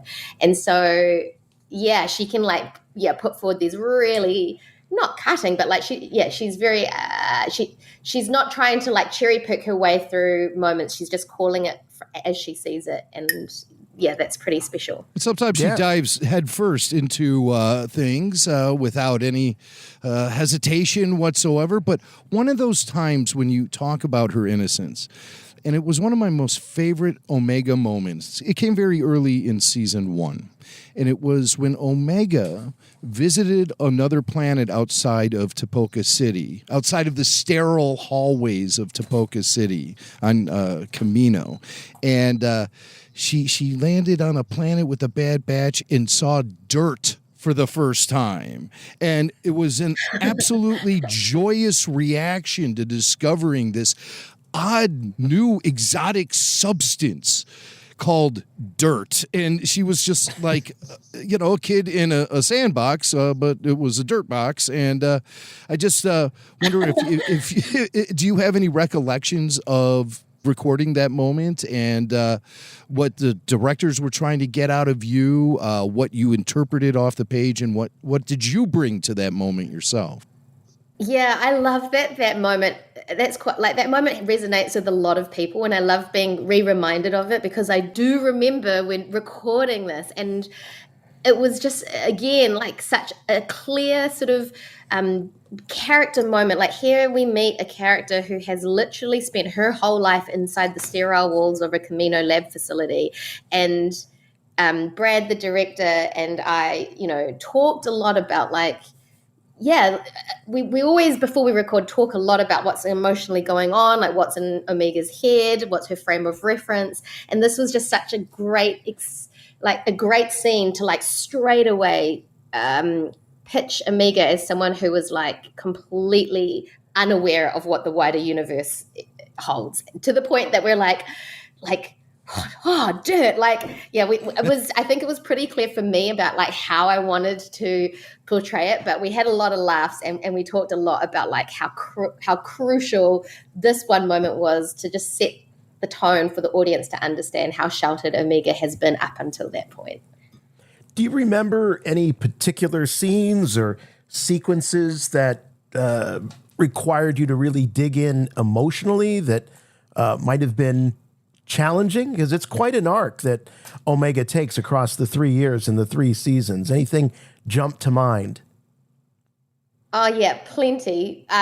Mostly because I think for myself, the parts that I enjoyed the most about this job and this opportunity to play this character are the super emotional bits. Like that's the stuff that I really relish. I'll like read it and reread it the week before. I don't know what everyone else's process is, but it's a little kind of, I don't know,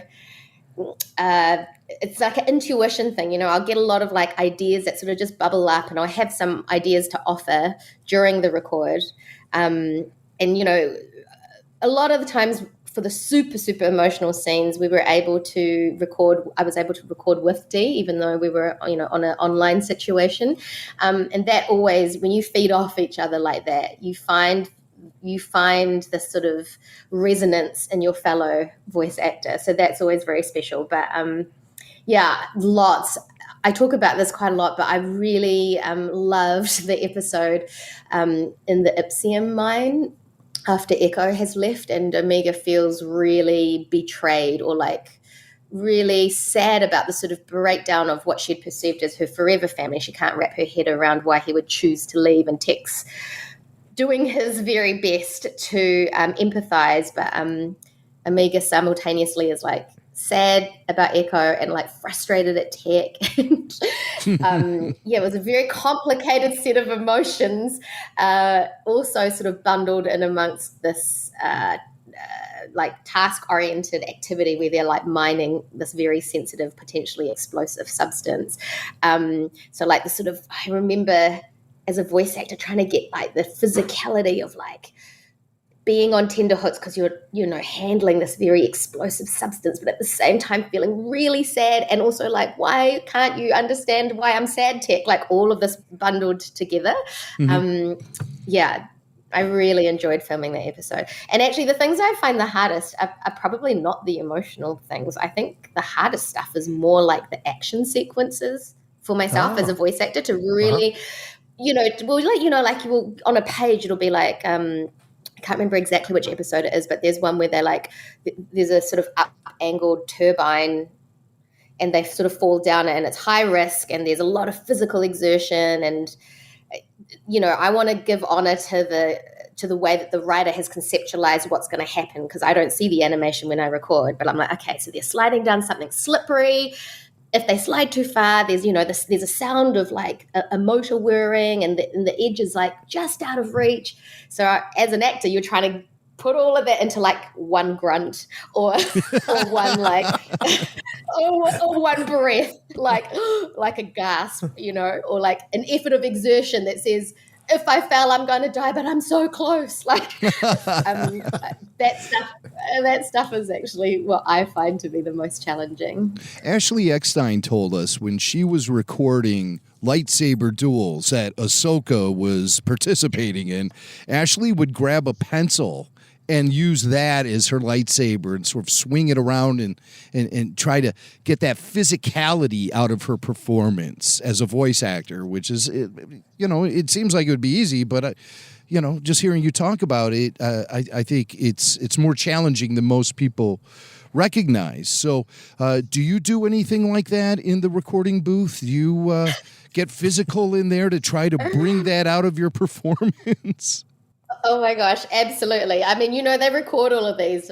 Maybe one day some terrible footage is going to surface of me alone in my spare room with some mattresses on the side of the corner, which is basically what my recording booth was. And yes, I'm very much in the same school of thought as Ashley. Like, definitely whether it's like holding something or squeezing something. And often I won't even be intentionally thinking, oh, I'm going to bring this prop into the record. Like it'll just sort of happen and I'll find myself like, with my hands and fists or like, like pulling at my jumper or something because of the energy of trying to get to that moment. But I think there was one, the eating scenes were always funny because I would plan for that and I would bring something in. And I remember Brad having a laugh. I can't remember which scene it was, but it was just this sort of, doing my own kind of chewing and like, maybe it was a Mantel Mix. I mean, I did a lot of Mantel Mix eating in season 1.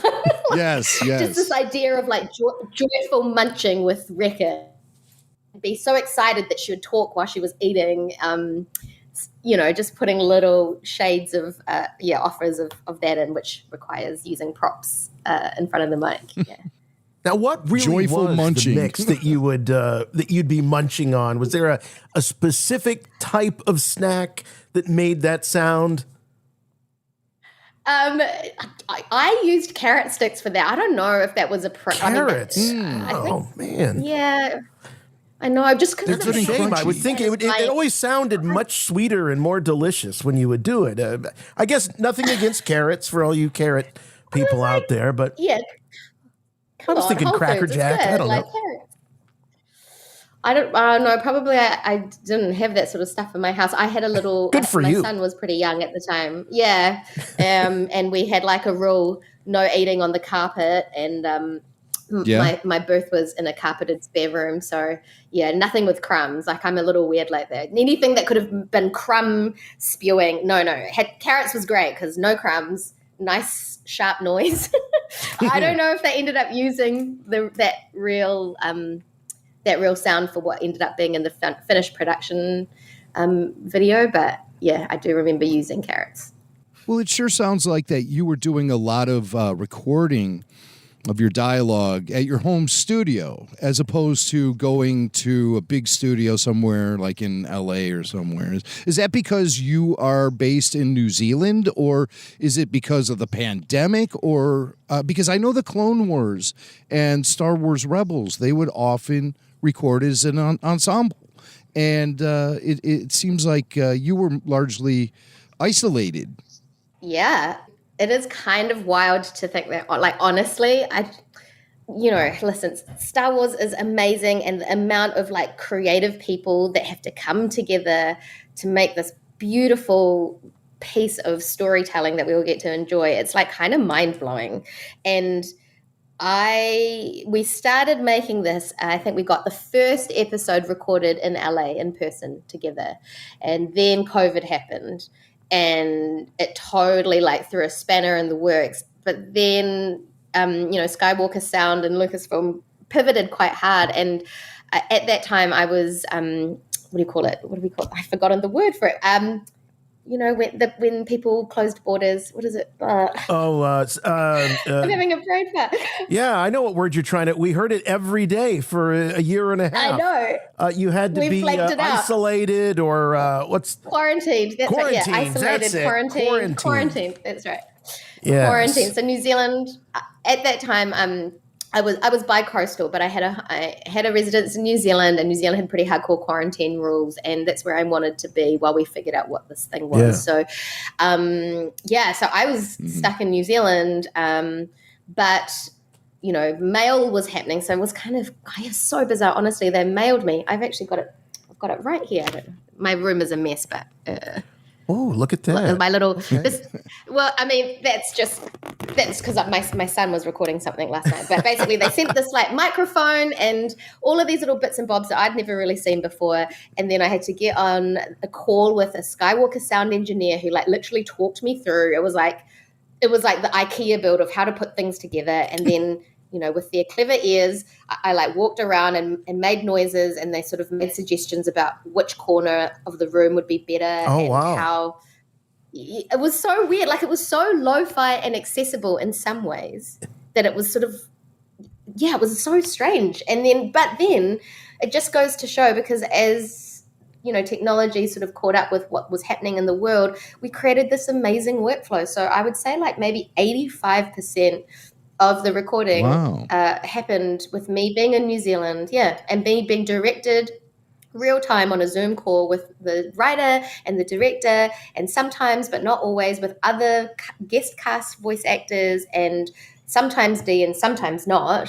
And then they would record my video, a video of me, I think maybe just in case the animators and designers or illustrators needed some reference. Did Dave Filoni ever give you any direction? No, he was never really involved in our actual records or anything. The first time I met Dave was at Celebration in Los Angeles, where they announced the series. Right. And I got to meet him backstage, and so that was pretty amazing. And he was so kind. Like, he had been a part of the casting process basically, and he was just like, when we heard your voice, he was like, I just was like that. I could absolutely just picture Omega straight away through your vocal quality. And it was very nice to hear that he was happy. Did he give you information about Omega and her backstory? Because there was a lot of mystery about Omega, especially when she was first introduced. How could there be a female clone of Jango Fett? I don't know much about cloning science, okay? But it just seems to me that if you're going to clone something, I think it comes down to the chromosomes and all that business. I don't want to get too much in the weeds, but I was just wondering if Dave laid any insight on you or any of the directors. Okay, so sorry, this is a quick aside, and I'll come back to your question. But funny you say that, because literally I was reading some science news. I'm a little bit of a science geek, like pop science, not deep science. And apparently, I don't know if this is real news, so I don't want to spread fake news, but apparently some geneticists have figured out how to have 2 dad mice have a child by putting, I don't know, 2 sperms into an egg and then removing a nucleus and fanging around with something. And so, I don't know, maybe the science would allow it, but I hear you and I agree. I don't know how that's possible, but more importantly, I had no idea. Like I didn't know. I went into Omega as a character completely blind, completely blind about like her significance, even about like her history up to the point where we first meet her. Like I went in completely blind, and in some ways, I'm kind of grateful because I think that allowed me, performance-wise, just to sort of be really present with her as she evolved. Because a lot of season 2 and into season 3 is Omega sort of wondering why on earth there's this crazy bounty on her and feeling quite unsettled, not knowing about her, I don't know, not her value, but like, yeah, what her existence means. But yeah, no, I had no idea at all. No one told me anything. Just kept you completely in the dark. Well, Dave Filoni certainly knows how to create new characters and sort of bucked the trends in some ways. Ahsoka famously was a character that sort of came out and fans were like, whoa, what is this young girl? We didn't know Anakin Skywalker had a Padawan. And Ashley Eckstein kept at it, kept with the role, and the writers did such a great job in having her grow over the years. So here comes a new character, Omega, female clone, kind of similar, like, wait a minute, now there are female clones. Oh, she's a kid. Did they talk to you about the challenges that might be there in creating a new character, starting them off young? And was that ever a conversation that you had with the writers or the directors about pulling this off and making the character so likable? Not explicitly, that's a really interesting sort of like thing to sort of worry about that at the front end. I think I was in some ways protected because, like I said, I'm sort of newer to the Star Wars fandom, and I know that sometimes particularly young ingenue characters can ruffle some feathers, like amongst people, and it takes a while sometimes for the fans to understand, A, is this a fresh story or have they seen it before? B, like, is this like wasted time taking away from the true heroes, which, the Bad Batch was so beloved from Clone Wars? They're like, is this just sort of like a distraction from what we want to see? So I knew a little bit about that, but I don't think no one ever explicitly talked to me about it, which was probably kind. I think for me, it's interesting because you're reminding me, like, I think for me, I was the one that was really sensitive to it, not from a will fans like Omega kind of viewpoint, but from episode to episode, just sort of sense checking. Like there was one, I'm sure Jen and Brad won't mind me saying this, but like there were certain catchphrases that would sort of keep coming up and repeating themselves that I caught because these are words that I'm saying. And I would just be like, hey guys, like, can we find a different nuance, like a different way to be like, oh, wow. Because, oh, wow, it's going to get real tiresome if she's the only one who's always like in wonder or in, there was, and I think, I'm trying to remember the exact sentence, but a lot of it was to do with Hunter. Like a lot of it was to do with like mimicking Hunter and being this sort of young person that's deeply influenced by a person that she respects. And whilst that was very, very important,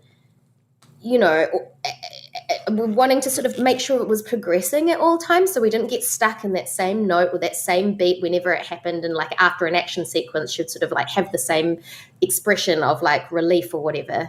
Not to say that the writers weren't doing an incredible job. It was just I was really mindful as we were recording to it's a collaboration. Yeah, it's a collaboration. I think that it's great that you're absolutely right that the writers on this show, they did an awesome job, but they need that feedback because you're right. It's your voice that's saying it, and you're kind of inside the head of the character just like they are. and having that other perspective and that awareness. I have to tell you that I think you guys all just pulled it off beautifully. I thought she came across as extraordinarily authentic, likable, fun. We were rooting for her all the entire time, and it was sort of risky. She could have been written as precocious. She could have been written as bratty, or you could have played her as bratty. But you all made, I think, just all the right decisions with that character. For sure. Thanks for acknowledging that, because I didn't want her to come across as precocious. And I think that's maybe, one of the strengths of me coming in as quite an experienced live action actor, like really mining. I'm like, all voice actors do their homework, but like I really mined the truth of the emotion to try and find like not the, there's a saying of like reaching for the first jar in the pantry. So like not going for the obvious emotional reaction, but like digging to the back of the pantry and pulling out that jar that is equally real, but like way more surprising, way more complex. And the writing allowed me to do that. And I also think there was some special source of like, I'm a New Zealander. We have culturally this slightly different sensibility about like how we manage, sometimes we like find humor in really crappy situations or the high stakes of something. Like we're quite casual as a cultural sort of population. And, sometimes my offer, I think, would surprise the American like director and writer, because maybe a more American response might be like, oh my gosh, like this is so bad. Like, but I'm like, yeah, she knows it's bad, but she's like, oh yeah, that's bad. Like, like this sort of undercutting of moments. Yeah, so maybe that's sort of what you're responding to. Maybe there's quite a bit of that in Omega's choices in moments. Yeah, it is just the fact that she goes head on into challenges and does sort of have this sense about her where she's taking it all in stride.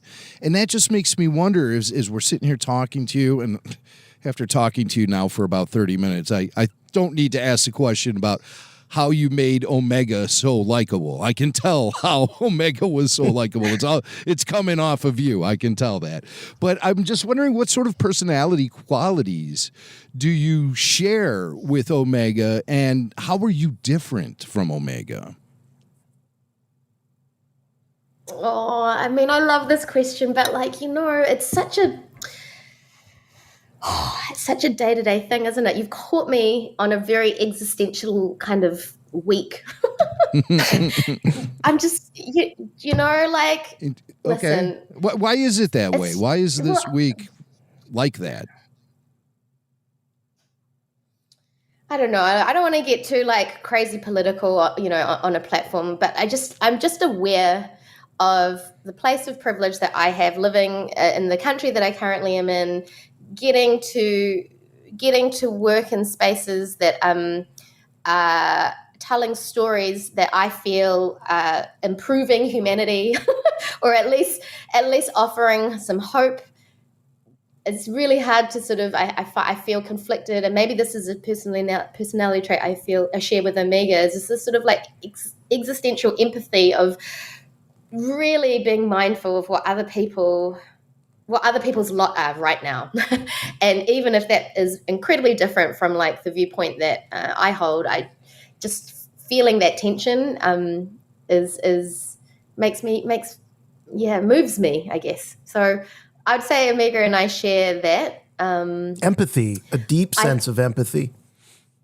Yeah, yes. I know that sounds a little self-conceited to say that, but I get sad about things that some people would be like, well, that's outside of your control. No, I think it's self-aware. I don't think it's conceited at all. I think it's being self-aware. Do you consider yourself to be an empath of any sort, like just someone who really taps into feelings and emotion? I think that's why I might have some skills to offer in the acting sense, because I really do take on board and absorb people's emotional states, and sometimes that's wonderful and sometimes it can be really hard. And also I like the fact, I can say with absolute certainty, I like the fact that Omega can always see the good in people. I'm such a firm believer. I mean, people have done crappy things to me. I've experienced shitty currently experiencing shitty shitty things. Anyway, sorry, I don't know if I'm allowed to swear on your podcast, but You can say anything you want. Okay, I just have a natural tendency to give people benefit of the doubt. It's so my friends are like, why would you do that to yourself when this person's clearly like, hurt you or whatever? And my natural instinct is to feel a bit of hurt and then like really justify why they would do it. Like just mad benefit of the doubt. So I think with Crosshair, that's a classic example of Omega being like, no, I know that he's going to do this, and it's not because he's bad at the core. It's because he's like lost and trying to find his, trying to figure out where his alliance lies and what his worth is. And yeah, that's what I was most interested in talking to you about, is the Crosshair element in this, because it seemed like from the very beginning, all Omega was talking about was saving Crosshair, rescuing Crosshair. And the other Bad Batchers, they seem to have accepted that he's gone, he's lost, we're not getting him back. But Omega constantly kept the faith and saw the good in Crosshair, even when he got to the point eventually where he couldn't really see the good in himself. Is that something that you talked to the writers about at all? Did you know that Crosshair was eventually going to come back to the family? Or were you questioning, like, guys, how far are we going to take this? Because this guy, I mean, every chance that Crosshair got to disappoint Omega or the rest of the team, he definitely took. So were you privy to how things were going to go towards the end? So no, that again, maybe this is genius on the producers and writers' behalf, but like, no. So, the whole season 1 after Order 66 and then it was revealed that Crosshair already had his inhibitor chip removed and Omega sort of like had this foreshadowing of him acting the way that he did, but still holding the faith. I, as Michelle, was like, wow, okay, this is a big leap. Like, this is a big leap of faith in in someone that we don't understand where that's coming from, including myself. And then, by the time season 3 arcs came out, I really was discovering them episode to episode. I loved season 3 so much for that, but there was no sort of like prior knowledge about how Omega was going to justify that. Something that was so touching in the final episode was the little epilogue at the end that showed passage of time and an older Omega going off to join the rebellion, much like Luke Skywalker. Any desire to play the character as an adult in live action? Oh my gosh, are you kidding me? Like, that's like asking if a kid likes to eat candy. I mean, yes, I would. Listen, I've had such a blast working in this voice space for sure. But I love live action, and I don't know if I am the right face, ethnicity, whatever, to be Omega in a live action. But holy moly, if I had the opportunity to do that, I would pour everything I have into it, because like she's, I've grown up with her as Omega in the Bad Batch, and if her story got to continue into that space, it would be amazing to have that opportunity. Absolutely. And I actually did a little Google because I wasn't sure about the timeline in years. I don't know, you guys, the story spans across so much time, but I think I would be maybe around the right age. Like, she would be an adult, right? And during the rebellion era. Absolutely. Yeah. And Michelle, all you have to say is, hey, it's Star Wars. It's Star Wars physics. It's Star Wars time. Don't start adding up the years and you don't want to do that. I would definitely be remiss if we didn't remind people that we're also talking to an Emmy-nominated actress here. You were nominated for an Emmy for your role in Fear the Walking Dead. That must have been an absolute trip, right? Can you talk a little bit about what that's like to be nominated for an award of that stature? Oh my gosh, it's so funny. Sometimes I forget, and I'm just plodding away, putting one foot in front of the other like any regular schmo, honestly. And it's weird to hear that fact repeated to me because I was like, oh, yeah, that's right. I mean, it's a huge honor. It's both things at once, right? It's like, pinch me. I can't believe that all of my life sort of working towards trying to, work on my craft and be accepted and acknowledged by an industry that I respect from my peers and from people who have great taste. Like, that's such a holy grail. And I kind of almost got there. I mean, being nominated is like one step away from getting it, but I got to do the Emmy campaign trail and I got to, have my name next to people who I really admire. But then on the other hand, honestly, if I can be frank, like it's literally changed my life nada, like zero. And I think in some ways that was a very humbling, it's slightly painful, but sort of humbling experience. I think sometimes when we think about success, we think that there's going to be this moment, right? Like this ping moment, and then everything will change. And we get a little bit sort of fixated on that. And I was probably a little bit guilty of that. I was expecting, I don't know, some wonderful, crazy offers and everything would like become easier. And in my experience, that hasn't actually been the case, but I take that as actually, it's good. Like I think in its own way, it's been a wonderful lesson in that.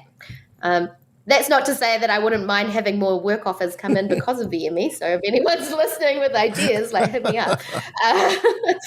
What's the best perk that you get from being in Star Wars? What's the best perk?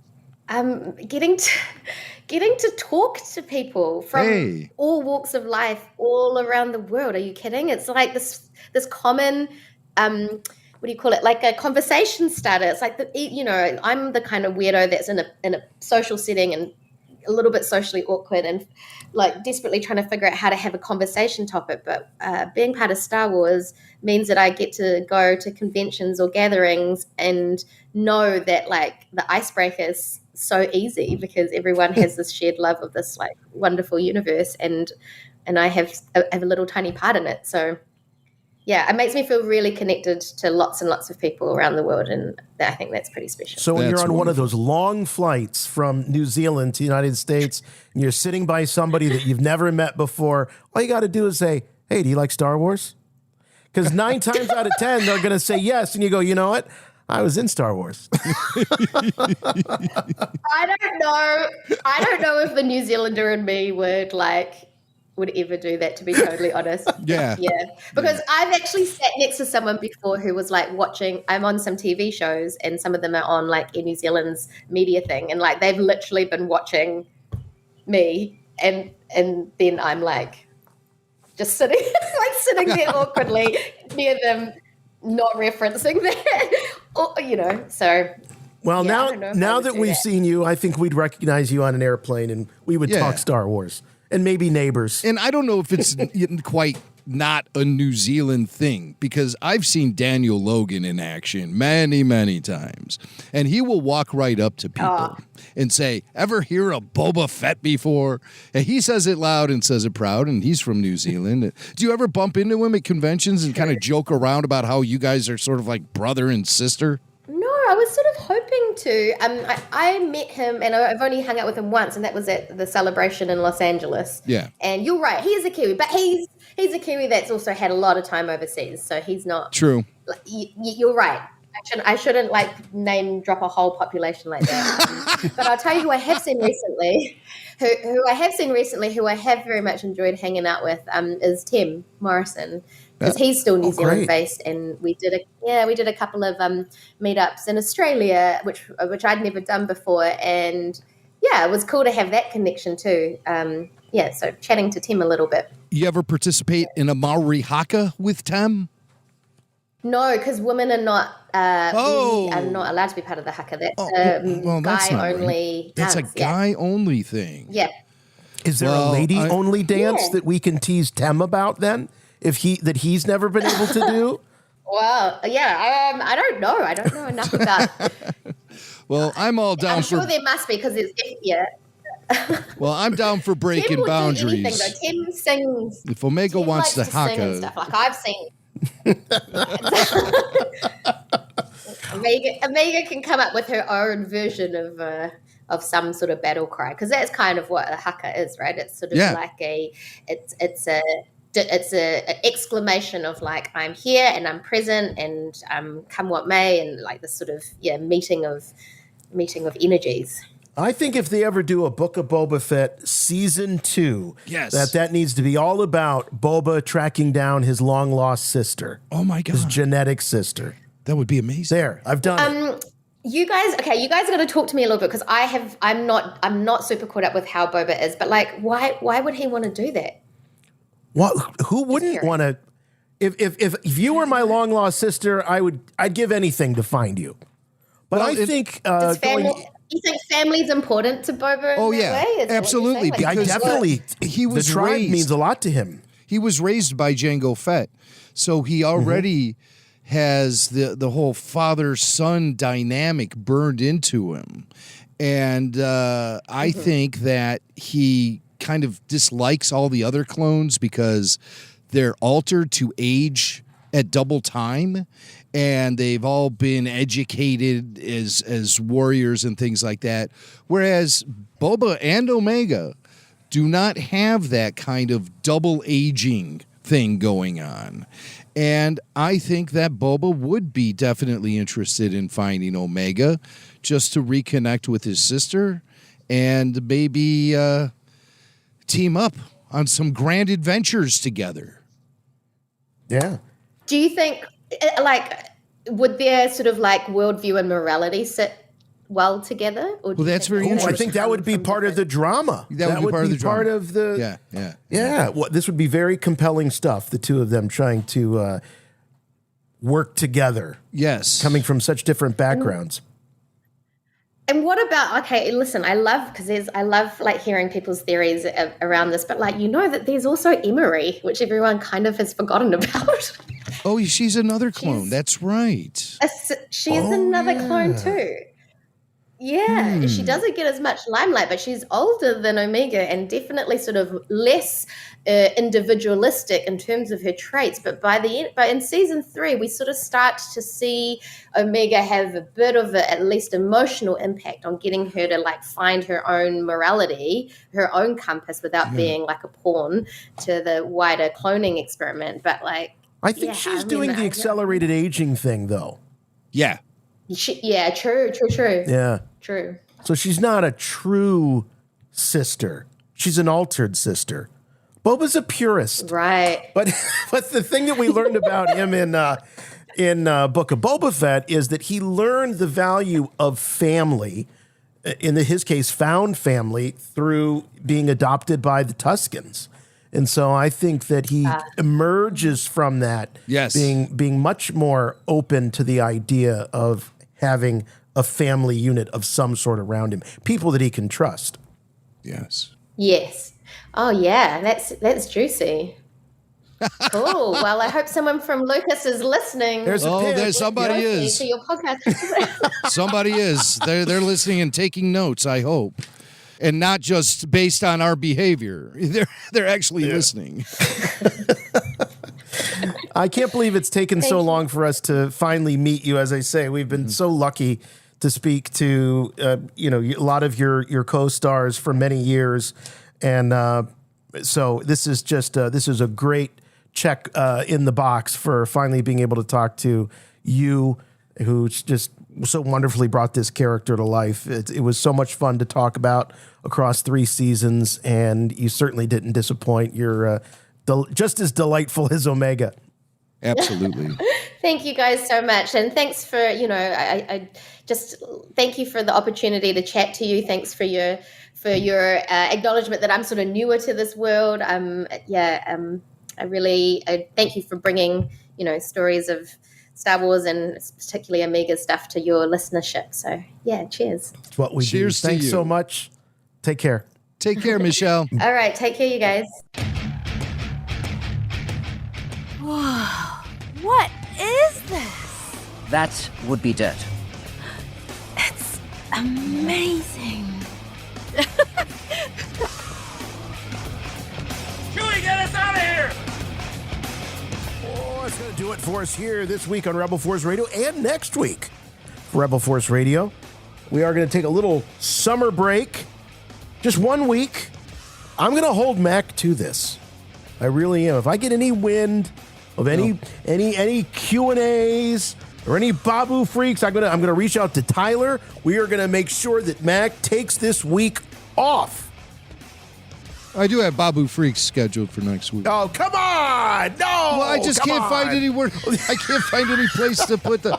Listen, the Babu Freaks is real easy. Those guys do the heavy lifting in that one. I'm You just show up, okay? You show up and hit record. All right. Yeah, that's kind of a fun one, too. I like those guys a lot, so we always have fun. All right. Well, we're certainly going to enjoy a week off here at Rebel Force Radio, but fear not, we'll be back for the rest of the summer. And as Jim was calling it earlier, the Summer of Star Wars. Summer of Star Wars 2025. Sounds like there's several big productions in the pipeline. And as long as those rumors and that news comes dripping out, we'll be talking about it here on Rebel Force Radio.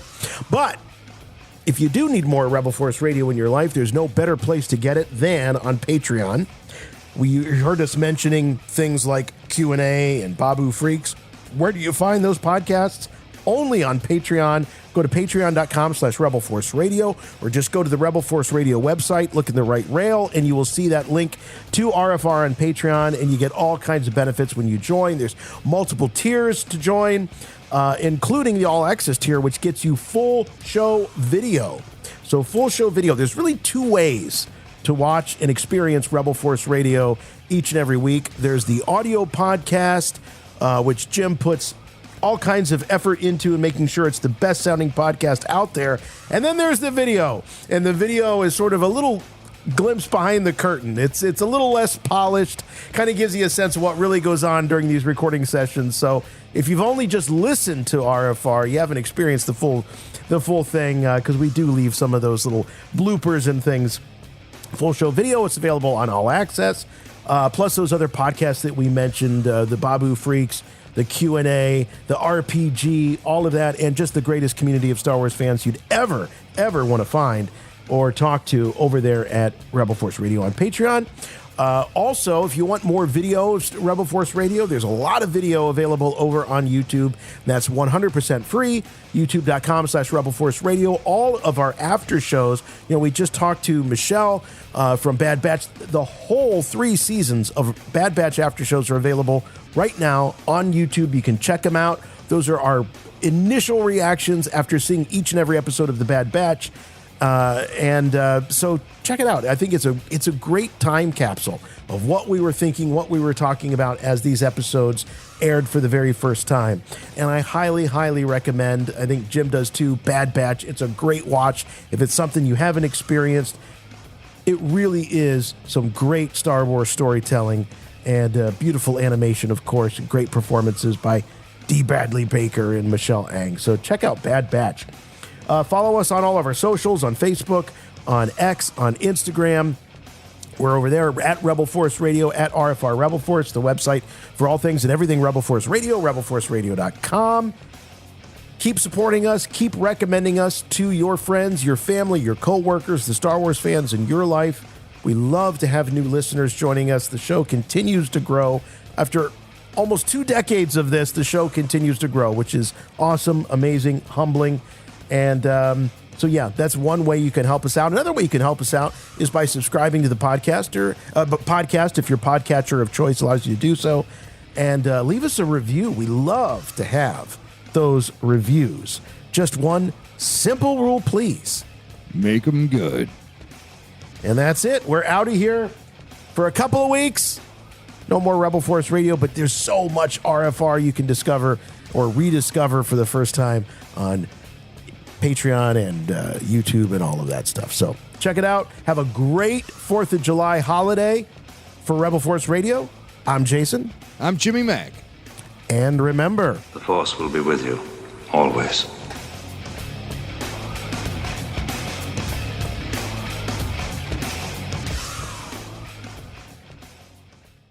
Dare to be cute.